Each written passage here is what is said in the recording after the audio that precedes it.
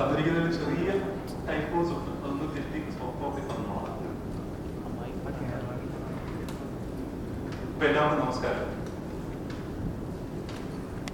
ഞങ്ങളുടെ പ്രസിഡന്റ് ശ്രീ സിനി മലയിൽ അദ്ദേഹത്തിന്റെ കുടുംബമായിട്ടൊരു യാത്രയിലാണ്. അതുകൊണ്ടാണ് അദ്ദേഹം ഉണ്ടാകുന്നത്. ഇവിടെ ഫെഫ്റ്റയുടെ സ്റ്റിയറിംഗ് കമ്മിറ്റിയാണ് ഡയറക്ടേഴ്സ് വിളിച്ച് വൈസ് പ്രസിഡന്റ് യാത്രയുണ്ട്, ഭാരവാഹികളുണ്ട്. എല്ലാവരും തിരിഞ്ഞില്ല.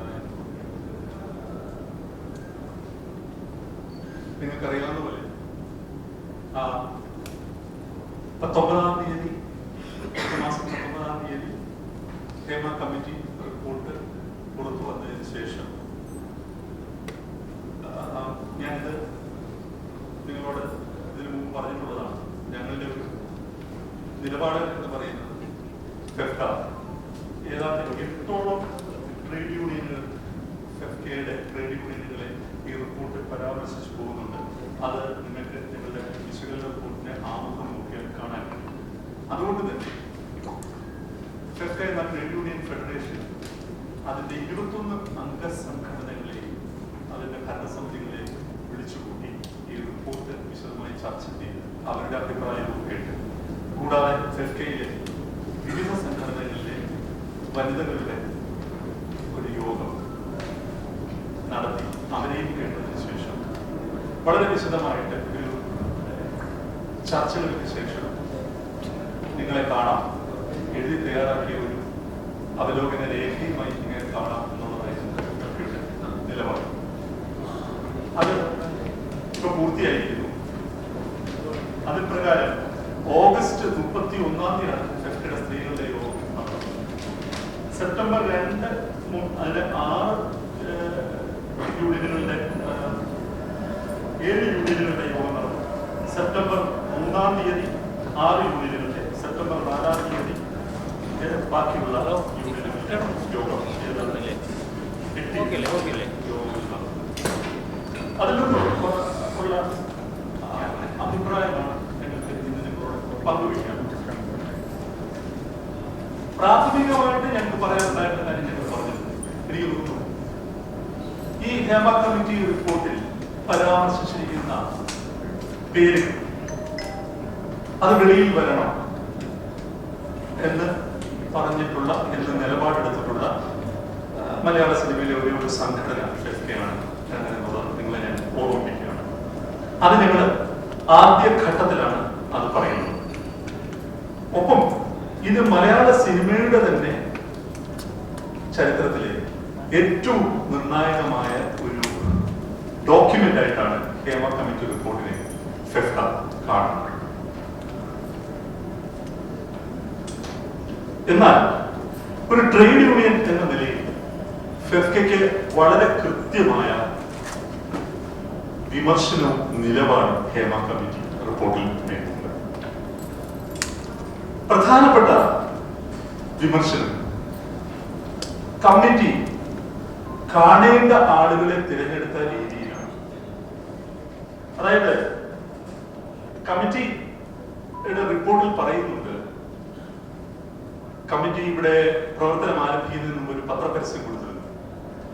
കമ്മിറ്റിക്ക് മുമ്പ് ആർക്ക് വേണമെങ്കിലും ഹാജരായി സ്റ്റേറ്റ്മെന്റ് കൊടുക്കാം എന്നുള്ളത്. പക്ഷെ നിങ്ങൾക്കറിയാം, അങ്ങനെ ഒരു പത്രപരസ്യം ശ്രദ്ധിക്കപ്പെടാനുള്ള സാധ്യത വളരെ കുറവാണ്. ശ്രദ്ധിച്ചാൽ തന്നെ പ്രേരണയില്ലാതെ ആളുകൾ പോകാനുള്ള സാധ്യത കുറവാണ്. അങ്ങനെ അതിനുശേഷം ഞങ്ങളെ വളരെ പ്രധാനമായിട്ട് കാണുന്നത് ഈ റിപ്പോർട്ടിന്റെ 14-ാമത്തെ ഖണ്ഡികയിൽ ഒരു കാര്യം പറയുന്നു.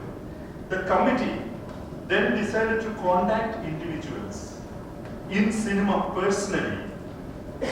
അവരുടെ ഈ അഡ്രസ് എല്ലാം കളക്ട് ചെയ്തുകൊണ്ട് of both men and women in cinema whom we propose to meet, whom we propose to interact with.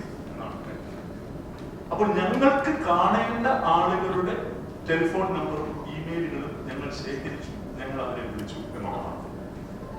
അപ്പൊ ഈ ഞങ്ങൾക്ക് കാണേണ്ട ആളുകൾ ഇന്ന ഇന്ന ആളുകളാണ്, ഇത്ര പേരേ ഉള്ളൂ മലയാള സിനിമയിൽ നിന്നുള്ള ഏത് അടിസ്ഥാനത്തിലാണ് ഈ കമ്മിറ്റി ആ തെരഞ്ഞെടുപ്പ് നടത്തിയത്?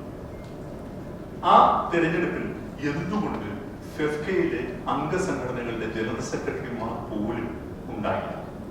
മലയാളത്തിലെ ഏറ്റവും വലിയ ട്രേഡ് യൂണിയൻ ഫെഡറേഷൻ 8,000 പേര് പ്രവർത്തിക്കുന്നുണ്ട് ഇപ്പോൾ. അന്ന് എനിക്ക് തോന്നുന്നു 5,000 ശിഷ്ടം ആളുകളാണ് ഫെഫ്കയിൽ പ്രവർത്തിച്ചിരുന്നത്.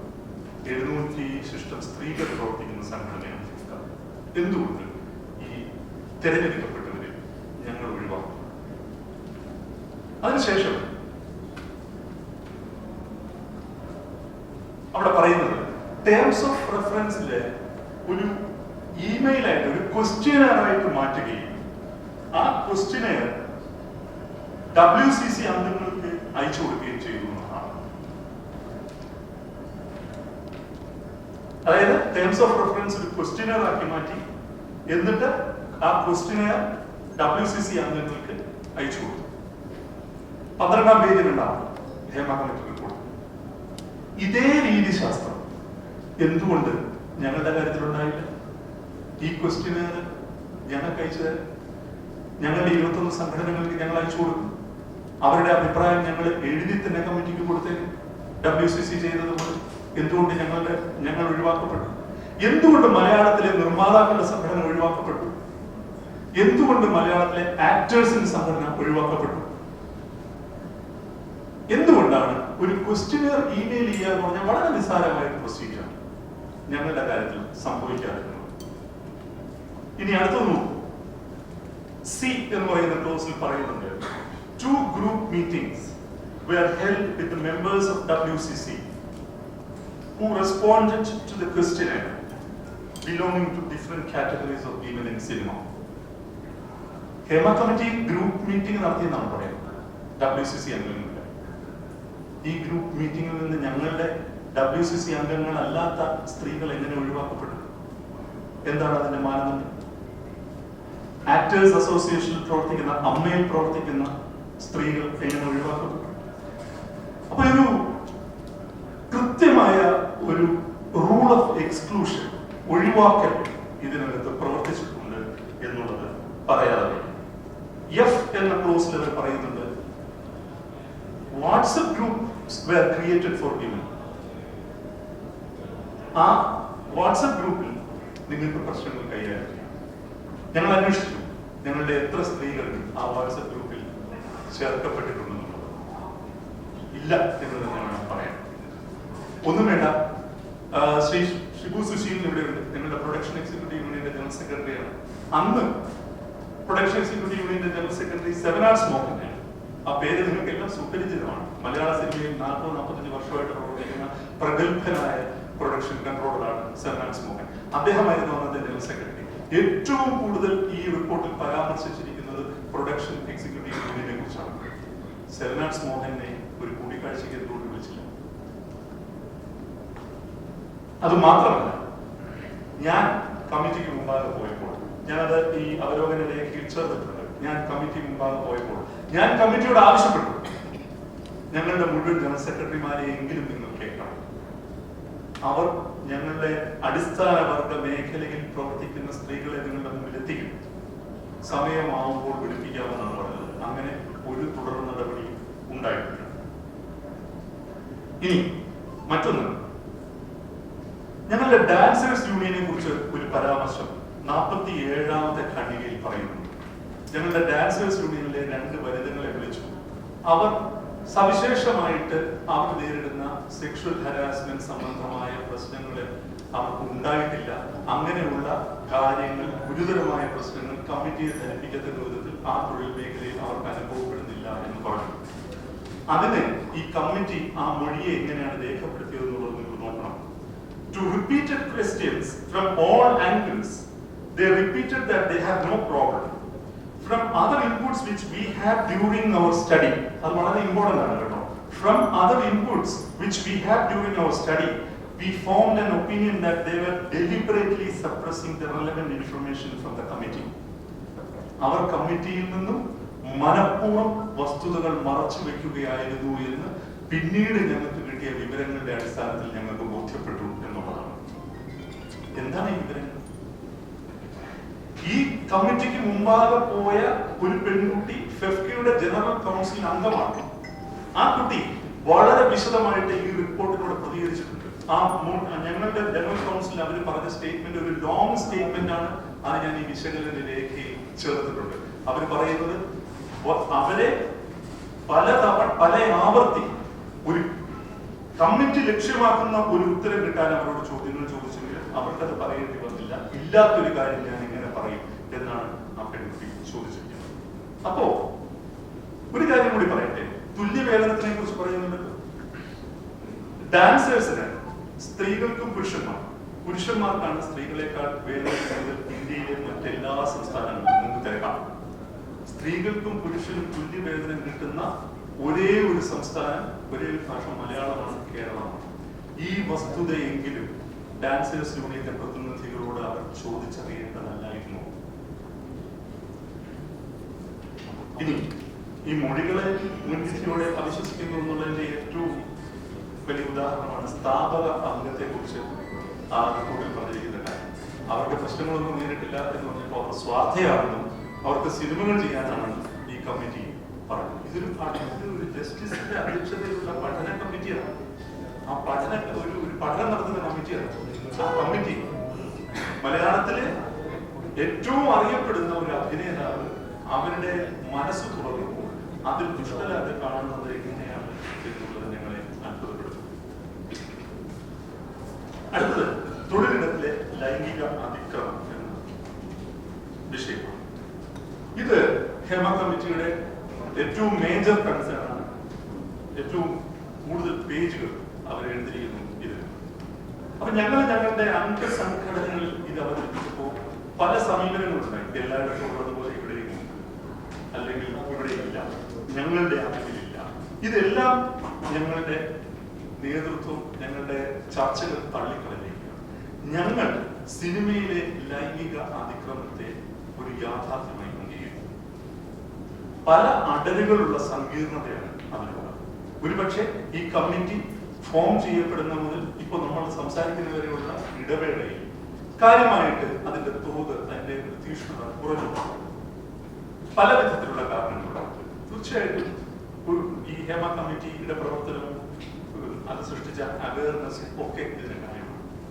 ചിലർ പറയുന്നുണ്ട് നാളുകൾക്ക് മുമ്പിൽ നടന്ന ഒരു ലൈംഗികാതിക്രമത്തെ എന്തിനാണ് വർഷങ്ങൾക്ക് ശേഷം മനസ്സ് തുറക്കുന്നത്? അതിനെയും ഏറ്റവും ആദരവോടെയും വാലിഡിറ്റിയോടെ കൂടി കാണാനാണ് ഫെഫ്ക തീരുമാനിച്ചിരിക്കുന്നത്. കാരണം ഒരു സ്ത്രീ ലൈംഗിക അതിക്രമം നേടുമ്പോൾ അപ്പോൾ തന്നെ പ്രതികരിക്കണമെന്ന് ഒരു നിർബന്ധവുമില്ല. വർഷങ്ങൾക്കുള്ളിലൂടെ കൂടുന്ന ഒരു ട്രോമ വർഷങ്ങൾക്ക് ശേഷമായിരിക്കാം അത് വെളിയിലേക്ക് വരുന്നത്. അതിനെയും നമ്മൾ ആദരവോടെ കാണണം. എന്തായാലും ഈ സംസാരിക്കുന്ന സ്ത്രീയെ ഭയപ്പെടുന്നുണ്ട് സംസ്കാരവും എല്ലാ വ്യവഹാരങ്ങളും. അപ്പൊ സംസാരിക്കുന്ന സ്ത്രീ എന്ന് പറയുന്ന ഒരു ഏജൻസി രൂപപ്പെട്ടത് ഈ അടുത്ത കാലത്താണ്. ആ തുറവിക്ക്, ആ ഓപ്പൺനെസ് സാധ്യമാക്കിയതിന് WCCക്ക് വലിയ പങ്കുണ്ട്. WCCയുടെ ആ പങ്കിനെ വലിയ ആദരവോടെയാണ് ഞങ്ങൾ കാണുന്നത്. സ്ത്രീകൾ ഒന്നിച്ചു ചേരുന്നു, അവർക്കിടയിൽ സമ്മേളനം നടത്തുന്നു, അതവരെ എംപവർ ചെയ്യുന്നു, അവർ സംസാരിക്കാൻ ആരംഭിക്കുന്നു. അപ്പോൾ സ്ത്രീകൾ സംസാരിക്കുന്നതിനെ, സ്ത്രീകളുടെ പ്രശ്നങ്ങൾ പൊതുസമൂഹത്തിലേക്ക് ഒരു ചർച്ചയാക്കുന്നതിന് ഈ ഇൻഡസ്ട്രിക്കകത്ത് തന്നെ ഒരു സംവാദ മാതൃക രൂപപ്പെടുത്തുന്നതിൽ WCCക്കുള്ള സ്തുത്യർഹമായ പങ്കിനെ ഫെഫ്ക ആദരപൂർവ്വം കാണുന്നു.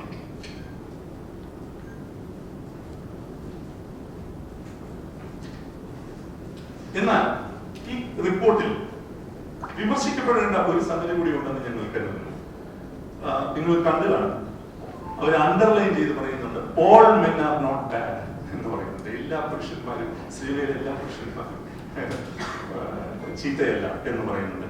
ഇത് ഈ റിപ്പോർട്ടിന്റെ തന്നെ ഒരു പാട്രിയാർക്കൽ ആൻസൈറ്റി ആയിട്ടാണ് നിങ്ങൾ കാണുന്നത്. ഒരു റിപ്പോർട്ടിന് തന്നെ ഒരു ആണധികാരത്തിന്റെ ആൻസൈറ്റി ഉണ്ട്. അയ്യോ, ഇങ്ങനെ പറയുമ്പോൾ എല്ലാ ആണുങ്ങളെയും അടച്ച് ആക്ഷേപിക്കുന്ന രീതിയിൽ ഇത് വായിക്കപ്പെടുമോ എന്നുള്ള റിപ്പോർട്ടിന് തന്നെ ഒരു ഉത്കണ്ഠയായിട്ടാണ് ഞങ്ങൾ കാണുന്നത്. സിനിമയിൽ എത്ര നല്ല ആണുങ്ങളുണ്ട്, ചീത്ത ആണുങ്ങളുണ്ട് എന്നുള്ള കണക്കെടുപ്പല്ല ഈ റിപ്പോർട്ടിന്റെ ലക്ഷ്യമെന്ന് ഞങ്ങൾ മനസ്സിലാക്കുന്നു. ഈ റിപ്പോർട്ടിന്റെ തുടർ ചർച്ചകളും അങ്ങനെയല്ല. അതിന് ഞങ്ങൾക്ക് സത്യത്തിൽ എന്താണെന്ന് പറയേണ്ടതെന്ന് എനിക്ക് അറിഞ്ഞൂടാ. അതിനകത്ത് ഒരു ഛായാഗ്രാഹകന്റെയും ഒരു സംവിധായകന്റെയും സ്ത്രീകളോടുള്ള ഉദാത്തമായ പെരുമാറ്റത്തെ കുറിച്ച് പറയുന്നുണ്ട്. അങ്ങനെ ഒരു ഛായാഗ്രാഹകനും ഒരു സംവിധായകനും ഉദാത്തമായി പെരുമാറിയെന്ന് ഇതിൽ രേഖപ്പെടുത്തേണ്ട ഒരു കാര്യവുമില്ല. കാരണം അങ്ങനെ പെരുമാറിയില്ലെങ്കിൽ ഇവിടെ പ്രശ്നമുള്ളൂ. അങ്ങനെ പെരുമാറുന്ന നിരവധി അനവധി ആളുകളുണ്ട് എന്ന് ഞാൻ പറയുന്നത് ഈ റിപ്പോർട്ടിന്റെ പിഴവ് ആവർത്തിക്കലായിരിക്കും. അത് ഞാൻ ആവർത്തിക്കുന്നില്ല. ഇനി ലൈംഗിക ചൂഷണങ്ങളെ കുറിച്ച് പറയുന്നതിൽ കാസ്റ്റിംഗ് കോളാണ് പ്രധാനമായിട്ട് പറയുന്നത്. ആദ്യമായി പറയുന്ന ഒരു സംഗതി അത് ഈ 5 വർഷത്തെ പ്രവർത്തനം വളരെ ഫലവത്തായിരുന്നു. കാരണം ഇപ്പൊ കാസ്റ്റിംഗ് കോൾ എന്നുള്ളത് ഫിലിം ചേംബറിന്റെയും പ്രൊഡ്യൂസേഴ്സ് അസോസിയേഷന്റെയും നിയന്ത്രണത്തിലാണ്. അവിടെ അറിയിക്കാത്ത ഓതന്റിക് അല്ലാത്ത ഒരു കോസ്റ്റിംഗ് അല്ലെങ്കിൽ ഒരു ഓഡീഷൻ പ്രക്രിയയിൽ മുമ്പോട്ട് പോകാൻ സാധ്യതയില്ല. ഇനി അങ്ങനെ എന്തെങ്കിലും ഉണ്ടെങ്കിൽ അതിൽ ജാഗ്രത വേണം. അടുത്തത്, സിനിമയിലേക്ക് ക്ഷണിക്കുമ്പോൾ തന്നെ പ്രൊഡക്ഷൻ കൺട്രോളർമാർ അഡ്ജസ്റ്റ്മെന്റിന് തയ്യാറാണോ എന്ന് ഉറപ്പുവരുത്തുന്ന രീതിയുണ്ട് എന്നാണ് പറയുന്നത്. പ്രൊഡക്ഷൻ എക്സിക്യൂട്ടീവ് യൂണിയന്റെ ജനറൽ സെക്രട്ടറി, എഫ്കെയുടെ സ്റ്റിയറിംഗ് കമ്മിറ്റി അംഗം, എഫ്കെയുടെ ജോയിന്റ് സെക്രട്ടറി ഇവിടെ ആയ ഷിബു ഇവിടെ ഉണ്ട്. ഞങ്ങൾ ഇവരുടെ യൂണിയനുമായി അത് വളരെ കർശനമായി ചർച്ച നടത്തി. ഇവർ പറയുന്നത് ഇന്ന് സജീവമായി നിൽക്കുന്ന പ്രൊഡക്ഷൻ എക്സിക്യൂട്ടീവ്സ് അത്തരത്തിലുള്ള പ്രമാദങ്ങൾ വരുത്തുന്നതായി ഇവർക്ക് അറിവില്ല എന്നുള്ളതാണ് പറയുന്നത്. പക്ഷേ ഞങ്ങൾ ഇവർക്ക് കൊടുത്തിരിക്കുന്ന നിർദ്ദേശം അത്തരത്തിലുള്ള ഏതെങ്കിലും പരാതി ഏതെങ്കിലും കോണറിൽ നിന്ന് ഉയരുകയാണെങ്കിൽ ഒരു തരത്തിലുള്ള വിട്ടുവീഴ്ചയും ഇല്ലാതെ ആ ബന്ധത്തിനെതിരെ കർശനമായ അച്ചടക്ക നടപടി എടുത്തുകൊണ്ട് തൊഴിലിടത്തിൽ നിന്ന് മാറ്റി നിർത്തണം എന്നുള്ളതാണ്. അതുപോലെ തന്നെ ഈ പ്രൊഡക്ഷൻ എക്സിക്യൂട്ടീവ് യൂണിയനിലെ സീനിയർ ആയിട്ടുള്ള അംഗങ്ങളെ കുറിച്ചല്ല ഞാൻ പറയുന്നത്. ഞങ്ങൾ കണ്ടെത്തിയിരിക്കുന്നത് പ്രൊഡക്ഷൻ മാനേജേഴ്സ്, അസിസ്റ്റന്റ് ഡയറക്ടേഴ്സ് തുടങ്ങിയവർ ഈ തൊഴിലിടത്തെ സ്ത്രീകളോട് ഉപയോഗിക്കുന്ന ഭാഷ അത് തിരുത്തപ്പെടേണ്ടതാണ് എന്നുള്ള അഭിപ്രായം ഞങ്ങളുടെ യോഗത്തിലുടനീളം. അപ്പൊ അതിനെന്താണ് പ്രതിവിധി എന്നുള്ളത് ഞങ്ങൾ കാണുന്ന ഒരു മാർഗം, അത് അഡ്രസ് ചെയ്യാൻ കാണുന്ന ഒരു മാർഗം അവസാനം സംസാരിക്കും. ഈ ഫെഡറേഷന്റെ മുമ്പിൽ ഞങ്ങൾ ചെക്ക് ചെയ്തിട്ട് 6 വർഷത്തിനിടയിൽ, കഴിഞ്ഞ 6 വർഷത്തിനിടയിൽ ഈ ലൈംഗിക അക്രമം സംബന്ധിച്ച്, അതൊരു കോഗ്നിസബിൾ ഒഫൻസിലേക്ക് പോകാത്ത രീതിയിലുള്ള ലൈംഗിക അക്രമത്തെ സംബന്ധിച്ചിട്ടുള്ള 2 പരാതികളാണ് ഞങ്ങളുടെ മുമ്പിലെത്തിയിരിക്കുന്നത്, ഫെഡറേഷന് മുമ്പിലെത്തിയിരിക്കുന്നത്. ഈ 2ലും പരാതിക്കാരിക്ക് തൃപ്തികരമായ തീർപ്പുകൾ ഉണ്ടാക്കാൻ ഞങ്ങൾക്ക് സാധിച്ചിട്ടുണ്ട്. അതിലെ ഒരു പരാതിയുടെ മുഴുവൻ വിവരങ്ങൾ ഹേമ കമ്മിറ്റി ആവശ്യപ്പെട്ട പ്രകാരം കമ്മിറ്റിക്ക് ഫയലായി തന്നെ സമർപ്പിച്ചിട്ടുള്ളതാണ്. പക്ഷെ ചില യൂണിയനുകൾ ഈ പരാതി കൈകാര്യം ചെയ്യുന്നതിൽ വീഴ്ച വരുത്തിയിട്ടുണ്ട് എന്നുള്ളതാണ് മനസ്സിലാക്കുന്നത്. പ്രത്യേകിച്ച് makeup artist and hair stylist union, ആ യൂണിയനിലാണ് ഇത്തരത്തിലുള്ള ഏറ്റവും കൂടുതൽ പരാതി വന്നിരിക്കുന്നത്. ആ യൂണിയൻ ഇത് കൈകാര്യം ചെയ്യാൻ വിധത്തെ കുറിച്ച് അതിലെ സ്ത്രീകൾക്ക് ശക്തമായ വിമർശനമുണ്ട്.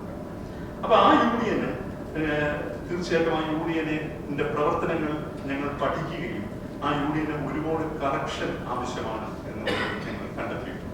അതെന്തായാലും അടുത്ത 3 മാസത്തിനുള്ളിൽ ഉണ്ടാവും. അതിനെക്കുറിച്ച് ഞാൻ വളരെ വിശദമായിട്ട് ഈ വിശകലന രേഖയിൽ പറയുന്നുണ്ട്. പക്ഷേ പത്രസമ്മേളനത്തിൽ അത് മുഴുവൻ പരാമർശിച്ച് ഞാൻ നിങ്ങളുടെ സമയം കളയുന്നില്ല. ആ യൂണിയനെ സംബന്ധിച്ചിടത്തോളം ഹേമ കമ്മിറ്റി മുമ്പോട്ട് വെച്ച വേറെ 2 വിമർശനങ്ങളുണ്ട്. ഒന്ന്, അതിൽ സ്ത്രീകൾക്ക് മേക്കപ്പ് ആർട്ടിസ്റ്റായി അംഗത്വ നൽകുന്നില്ല. മറ്റൊന്ന്, 35 വയസ്സ് എന്ന പ്രായപരിധി ഏർപ്പെടുത്തിയിരിക്കുന്നു. ഈ 2 സംഗതികളും ഇപ്പോൾ അവരുടെ ബൈലോ അമെൻഡ് ചെയ്തുകൊണ്ട് എടുത്തു കളഞ്ഞിട്ടുണ്ട്. ഇപ്പോ ആ യൂണിയനിൽ സ്ത്രീകൾക്ക് അംഗത്വം കൊടുക്കുന്നുണ്ട് മേക്കപ്പ് ആർട്ടിസ്റ്റായിട്ട്. ഒപ്പം 35 വയസ്സ് എന്ന പ്രായപരിധിയില്ല. എങ്കിലും ഇതിനകത്ത് ഒരു വലിയ സ്വയം വിമർശനം നടത്തേണ്ടിയിരിക്കുന്നു. കാരണം 2014 ഇന്ത്യയിലെ ബഹുമാനപ്പെട്ട സുപ്രീം കോടതി ഒരു വിധി പുറപ്പെടുവിച്ചത് മേക്കപ്പ് ആർട്ടിസ്റ്റായിട്ട് എല്ലാ ഫെഡറേഷനുകളും, ഇന്ത്യയിലുള്ള എല്ലാ തൊഴിലാളി ഫെഡറേഷനുകളും സ്ത്രീകൾക്ക് അംഗത്വം നൽകണം എന്നുള്ളത്. 2014 അത് പുറപ്പെടുവിച്ചു കഴിഞ്ഞ ശേഷം പല സ്ഥലങ്ങളിലും ഏതാണ്ട് 5 വർഷം കൊണ്ട് അത് നടപ്പിലായപ്പോൾ ഫെഫ്കയിൽ നടപ്പിലാവാൻ 10 വർഷം വേണം, 9 വർഷം വേണം. അത് ഫെഫ്ക നേതൃത്വത്തിന്റെ, വിശിഷ്യ ഫെഫ്ക ജനറൽ സെക്രട്ടറിയുടെ തന്നെ വീഴ്ചയായിട്ടാണ് ഞങ്ങൾ വിലയിരുത്തുന്നത്. കാരണം അത് പലതവണ ആ യൂണിയനോട് കർശനമായി ആവശ്യപ്പെട്ടും ആ യൂണിയൻ അത് നടപ്പിലാക്കാത്തത് തീർച്ചയായും നേതൃത്വത്തിന് സംഭവിച്ച ഒരു പാളിച്ചയായി തന്നെ വേണം തിരിച്ചറിയാൻ. ആ വിമർശനം പൂർണ്ണമായ അർത്ഥത്തിൽ ഫെഫ്കയുടെ നേതൃത്വവും വിശിഷ്യ ജനറൽ സെക്രട്ടറിയും ഉൾക്കൊള്ളും. മേക്കപ്പ് ആർട്ടിസ്റ്റ് യൂണിയനിലെ ജോലി കിട്ടാത്തതിനെ കുറിച്ചുള്ള ഒരു പരാതി വരുമ്പോൾ അവരതിന് സൊല്യൂഷനായിട്ട് പറഞ്ഞിട്ടുണ്ട്. ഇത് വളരെ ഇമ്പോർട്ടന്റ് ആയിട്ടുള്ള കാര്യമാണ്. ടേൺ സമ്പ്രദായം ഏർപ്പെടുത്തണം. ടേൺ സമ്പ്രദായം ഏർപ്പെടുത്തിയാൽ എല്ലാവർക്കും ജോലി കിട്ടും. പക്ഷെ ഈ ടേൺ സമ്പ്രദായം ഏർപ്പെടുത്തുന്നതിൽ ഫെഫ്റ്റയ്ക്ക് ഒരുപാട് പരിമിതികളുണ്ട്. കാരണം അസിസ്റ്റന്റ് ഡയറക്ടേഴ്സ് ഏതാണ്ട് എത്ര പേരുണ്ട്? ഇപ്പൊ അസിസ്റ്റന്റ് ഡയറക്ടേഴ്സ് 600 പേരുണ്ട്. 500-ലധികമുണ്ട് ഫെഫ്റ്റയിലെ അസിസ്റ്റന്റ് ഡയറക്ടേഴ്സ്. അവർക്ക് പലർക്കും ജോലിയില്ല. അപ്പൊ ഞങ്ങള് അസിസ്റ്റന്റ് ഡയറക്ടേഴ്സിന്റെ ഒരു ടേൺ സിസ്റ്റത്തിനെ കുറിച്ച് ആലോചിച്ചു. സംവിധായകർക്കിടയിൽ നിന്ന് കനത്ത എതിർപ്പ് വന്നു. കാരണം അവരാണ് ഹാൻഡ് പിക്ക് ചെയ്യുന്നത് അവരുടെ അസിസ്റ്റൻസിനെ. അതുപോലെ തന്നെയാണ് ഒരു DOP, അദ്ദേഹത്തിന്റെ അസിസ്റ്റൻസ് ആര് വേണം എന്നുള്ളത് അദ്ദേഹമാണ് തീരുമാനിക്കുന്നത്. അതുപോലെ ആ ഡയറക്ടർ എല്ലായിടത്തും ഒരു പ്രധാന സാങ്കേതിക പ്രവർത്തകനാണ് അദ്ദേഹത്തിന്റെയോ സാങ്കേതിക പ്രവർത്തകരുടെയോ സഹായികളെ തീരുമാനിക്കുന്നത്. അപ്പൊ ഒരു ടേൺ സിസ്റ്റം ഈ യൂണിയനിൽ മാത്രമായി കൊണ്ടുവരുന്നതിന്റെ സാധ്യതകൾ എന്താണെന്നുള്ളത് ഞങ്ങൾ പരിശോധിക്കുന്നുണ്ട്. അടുത്ത ജനറൽ ബോഡി അത് പരിശോധിക്കും. അതുപോലെ തന്നെ ആ യൂണിയനെ രണ്ടായി പകുത്തുകൊണ്ട് മേക്കപ്പ് ആർട്ടിസ്റ്റ് യൂണിയനും ഹെയർ സ്റ്റൈലിസ്റ്റ് യൂണിയനും രണ്ടാക്കുന്നതിനെ കുറിച്ചുള്ള നിർദ്ദേശം വരുന്നുണ്ട്. അതും സമയമെടുത്ത് പരിശോധിക്കും. അതിന്റെ എല്ലാ സാധ്യതകളും ഞങ്ങൾ പരിശോധിക്കുന്നതാണ്. ഒരു കാര്യം കൂടി പറയട്ടെ, ഇന്ന് ബംഗാൾ സിനിമ സ്തംഭനാവസ്ഥയിലാണ്. കാരണം അവിടുത്തെ ഫെഡറേഷൻ FWICE എന്ന് പറയുന്ന ഫെഫ്റ്റയുടെ കൗണ്ടർ പാർട്ട് അവരവിടെ നിർബന്ധപൂർവ്വം ടേൺ വ്യവസ്ഥ നടപ്പിലാക്കിയതിനെ അവരുടെ സംവിധായകർ എതിർത്തത് കൊണ്ടാണ് അവിടെ ഒരു വലിയ ക്രൈസിസ് ഇപ്പോൾ ഉടലെടുത്തിരിക്കുന്നത്. അതില് സർക്കാർ ഇടപെട്ടുകൊണ്ടിരിക്കുകയാണ്. അതാണ് അതിനെക്കുറിച്ച് പറയാനുള്ളത്. ബാക്കി കാര്യങ്ങൾ നിങ്ങൾക്ക് വായിച്ചാൽ മനസ്സിലാവുന്നതാണ്. ഇനി അടുത്തത് 15 അംഗ പവർ ഗ്രൂപ്പ്. പ്രധാന സംഘടന 15 അംഗ പവർ ഗ്രൂപ്പ്. അപ്പോ ഈ 15 അംഗ പവർ ഗ്രൂപ്പ് എന്ന് പറയുന്നത് വളരെ സ്പെസിഫിക് ആയിട്ടുള്ള ഒരു നമ്പറാണ്. എന്തുകൊണ്ടാണ് ഈ 15 അംഗ പവർ ഗ്രൂപ്പ് ഉണ്ടെങ്കിൽ ആ 15 അംഗങ്ങളെ ലിസ്റ്റ് ചെയ്യുന്നതാണെന്നാണ് ഞങ്ങൾ വിശ്വസിക്കുന്നത്. ഒരു പേര് പുറത്തു വന്നില്ലെങ്കിലും ഈ 15 അംഗ പവർ ഗ്രൂപ്പിന്റെ പേര് പുറത്തു വരണം എന്നുള്ളതാണ് ഞങ്ങൾ നിർബന്ധിക്കുന്നത്. കാരണം സിനിമയെ ഒരു നിഗൂഢ സംഘമായിട്ടിരുന്ന് എല്ലാ സംഘടനകളെയും അതിവർത്തിച്ചുകൊണ്ട് എവിടെയൊക്കെയോ ഇരുന്നുകൊണ്ട് സിനിമയെ 15 പേര് കൺട്രോൾ ചെയ്യുക എന്ന് പറയുന്നത് തീർത്തും ഒരു അസാധ്യതയാണെന്നാണ് ഫെഫ്റ്റയുടെ 21 യൂണിയനുകൾ കണ്ടത്. ഞങ്ങൾ മനസ്സിലാക്കുന്നത് ഈ പവർ ഗ്രൂപ്പ്, മാഫിയ തുടങ്ങിയ നരേഷൻ കമ്മിറ്റിക്ക് മുമ്പിൽ വളരെ വിദഗ്ധമായി സാക്ഷികളിൽ ചിലർ പ്ലാൻ ചെയ്തു എന്നുള്ളതാണ് ഞങ്ങൾ മനസ്സിലാക്കുന്നത്. അതിന്റെ ഒരു തുടർച്ച ഈ കമ്മിറ്റി റിപ്പോർട്ട് വന്നു കഴിഞ്ഞിട്ടുള്ള സംവാദങ്ങളിൽ കടന്നു പോകുന്ന നിങ്ങൾക്ക് അറിയാമല്ലോ. അതേ നരേറ്റീവ് ആവർത്തിക്കപ്പെടുന്നുണ്ട്. കൃത്യമായ ലക്ഷ്യങ്ങളോടുള്ള നരേറ്റീവാണ്. എങ്ങനെയാണ് ഈ 15 അംഗ പവർ ഗ്രൂപ്പിനെ നമ്മൾ ഐഡന്റിഫൈ ചെയ്യുക? ഇപ്പോ ഞങ്ങളുടെ വിശകലനത്തില് കണ്ടെത്തിയ ഒരു കാര്യം, ഈ പവർ ഗ്രൂപ്പ് മാഫിയ എന്ന് പറയുന്നതിന് ഒരു ആലങ്കാരിക പ്രയോഗമായിട്ടാണ് പലപ്പോഴും ഇതിനകത്ത് വരുന്നത്. ഒരു മെറ്റഫറായിട്ട് മാറില്ല. അത് അങ്ങനെ തന്നെയാണെന്ന് എനിക്കിപ്പോ മനസ്സിലായി, ഞങ്ങൾക്ക് മനസ്സിലായി. കാരണം എന്താണെന്ന് വെച്ച് കഴിഞ്ഞാൽ ഇപ്പോൾ അടുത്ത ദിവസങ്ങളിലെ കാര്യങ്ങൾ നിങ്ങൾ നോക്കൂ. ഒരു വ്യക്തിക്ക് ചലച്ചിത്ര വ്യവസായത്തിൽ ഒരു പ്രശ്നം നേരിട്ട് കഴിഞ്ഞാൽ അപ്പോൾ തന്നെ പവർ ഗ്രൂപ്പ് എന്ന് പറഞ്ഞ ഒരു അപരത്തെ സൃഷ്ടിക്കും. ഇതിന് കാരണം ഒരു പവർ ഗ്രൂപ്പാണ് എന്ന് പറയും. എനിക്ക് 4 പടങ്ങൾ നഷ്ടപ്പെടും, അതിന് കാരണം ഒരു പവർ ഗ്രൂപ്പാണ്. ഏത് പവർ ഗ്രൂപ്പാണ് അറിയാം. അപ്പോ ഇത് അവ്യക്തത മാറേണ്ട ഒരു സംഗതിയാണ്. വേണ്ടി വന്നാൽ നിയമപരമായി ഈ 15 അംഗ പവർ ഗ്രൂപ്പിനെ കുറിച്ച് അറിയണം എന്ന് ഞങ്ങൾ വിചാരിച്ചു. ഞങ്ങളൊരു ആലോചന നടക്കുന്നുണ്ട്. എത്രത്തോളം സാധ്യമാണ് എന്നുള്ളത് ഞങ്ങൾക്ക് അറിയില്ല. ഒപ്പം ഒരു ട്രേഡ് യൂണിയൻ എന്ന നിലയിൽ ഫെഫ്റ്റയെ ഈ റിപ്പോർട്ടിൽ ചിത്രീകരിച്ചത് അങ്ങേറ്റവും ദൗർഭാഗ്യകരമായ രീതിയിലാണ്. ഒരു നടനാണ് ഫെഫ്റ്റയെ ഉണ്ടാക്കിയത് എന്നുള്ള പരാമർശം ഇതിനകത്ത് വരുന്നുണ്ട്. അതൊരു സാക്ഷിമൊഴിയാണ്. കൃത്യമായ ലക്ഷ്യങ്ങളിലൂടെ നടത്തിയ സാക്ഷിമൊഴിയാണ്.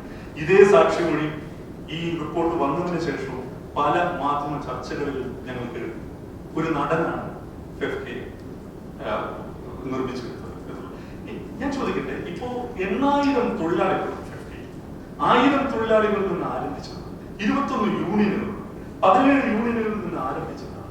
ഇവർക്കൊന്നും യാതൊരു ഇച്ഛാശക്തി, ഇവർക്ക് ഒരു തൊഴിലാളികൾക്ക് ബോധവും എവിടെ നിൽക്കണം, എങ്ങനെ സംഘടന രൂപീകരിക്കണം, ഏത് ഫെഡറേഷനിൽ ഭാഗമാകണം, ഞങ്ങൾ എങ്ങനെ പ്രവർത്തിക്കണം എന്ന് ഒരു വിവേചനവും അധികാരവും ഇല്ലാത്ത അടിമ കൂട്ടങ്ങളായിട്ട് തൊഴിലാളികളെ കാണുന്നവർക്ക് മാത്രമേ ഒരു നടൻ ശൂന്യതയിൽ നിന്ന് സൃഷ്ടിച്ചെടുത്തതാണ് ഒരു തൊഴിലാളി സംഘടന എന്ന് പറയാൻ സാധിക്കുള്ളൂ.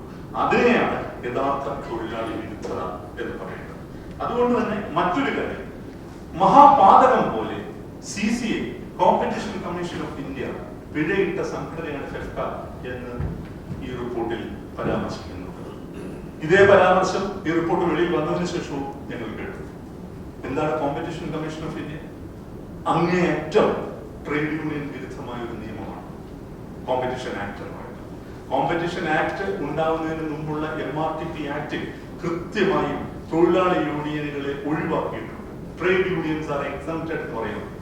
കോമ്പറ്റീഷൻ ആക്ട് ആയിട്ട് മാറിയപ്പോൾ ആ ക്ലോസ് അവരെടുത്ത് മാറ്റി. കളക്റ്റീവ് ബാർഗൈനിങ്, ഒരുമിച്ച് നടത്തുന്ന വിലപേശലിനെ ഏറ്റവും വലിയ പാപമായി കാണുന്ന ഒരു നിയമമാണ് കോമ്പറ്റീഷൻ ആക്ട്. ഈ കോമ്പറ്റീഷൻ കമ്മീഷൻ ശിക്ഷിച്ച ഇന്ത്യയിലെ ആദ്യത്തെ ട്രേഡ് യൂണിയനാണ്. ഒന്ന് ഗൂഗിൾ ചെയ്ത് നോക്കിയാൽ കിട്ടുമല്ലോ അതിന്റെ ചരിത്രം എന്താണെന്ന്. അതിന്റെ ആദ്യത്തെ ഭാരവാഹിയാണോ ഫെഫ്കയുടെ ജനറൽ സെക്രട്ടറിയും ഡയറക്ടേഴ്സ് യൂണിയന്റെ ഭാരവാഹികളും പ്രൊഡക്ഷൻ എക്സിക്യൂട്ടീവ് യൂണിയന്റെ ഭാരവാഹികളും?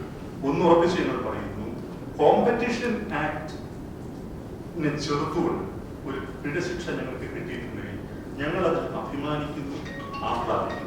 അത് തന്നെയാണ് ഒരു ട്രേഡ് യൂണിയൻ എന്ന നിലയിൽ ഫെഫ്കയുടെ കരുത്തെന്ന് ഞങ്ങൾ വിശ്വസിക്കുന്നു. ഫെഫ്കയുടെ വിവിധങ്ങളായ പ്രവർത്തനങ്ങളെ ഞാൻ ഇതിനകത്ത് ലിസ്റ്റ് ഔട്ട് ചെയ്തിട്ടുണ്ട്. ആ പ്രവർത്തനങ്ങൾ ഒന്നും ഈ കമ്മിറ്റി റിപ്പോർട്ടിൽ പരാമർശിക്കപ്പെട്ടിട്ടില്ല.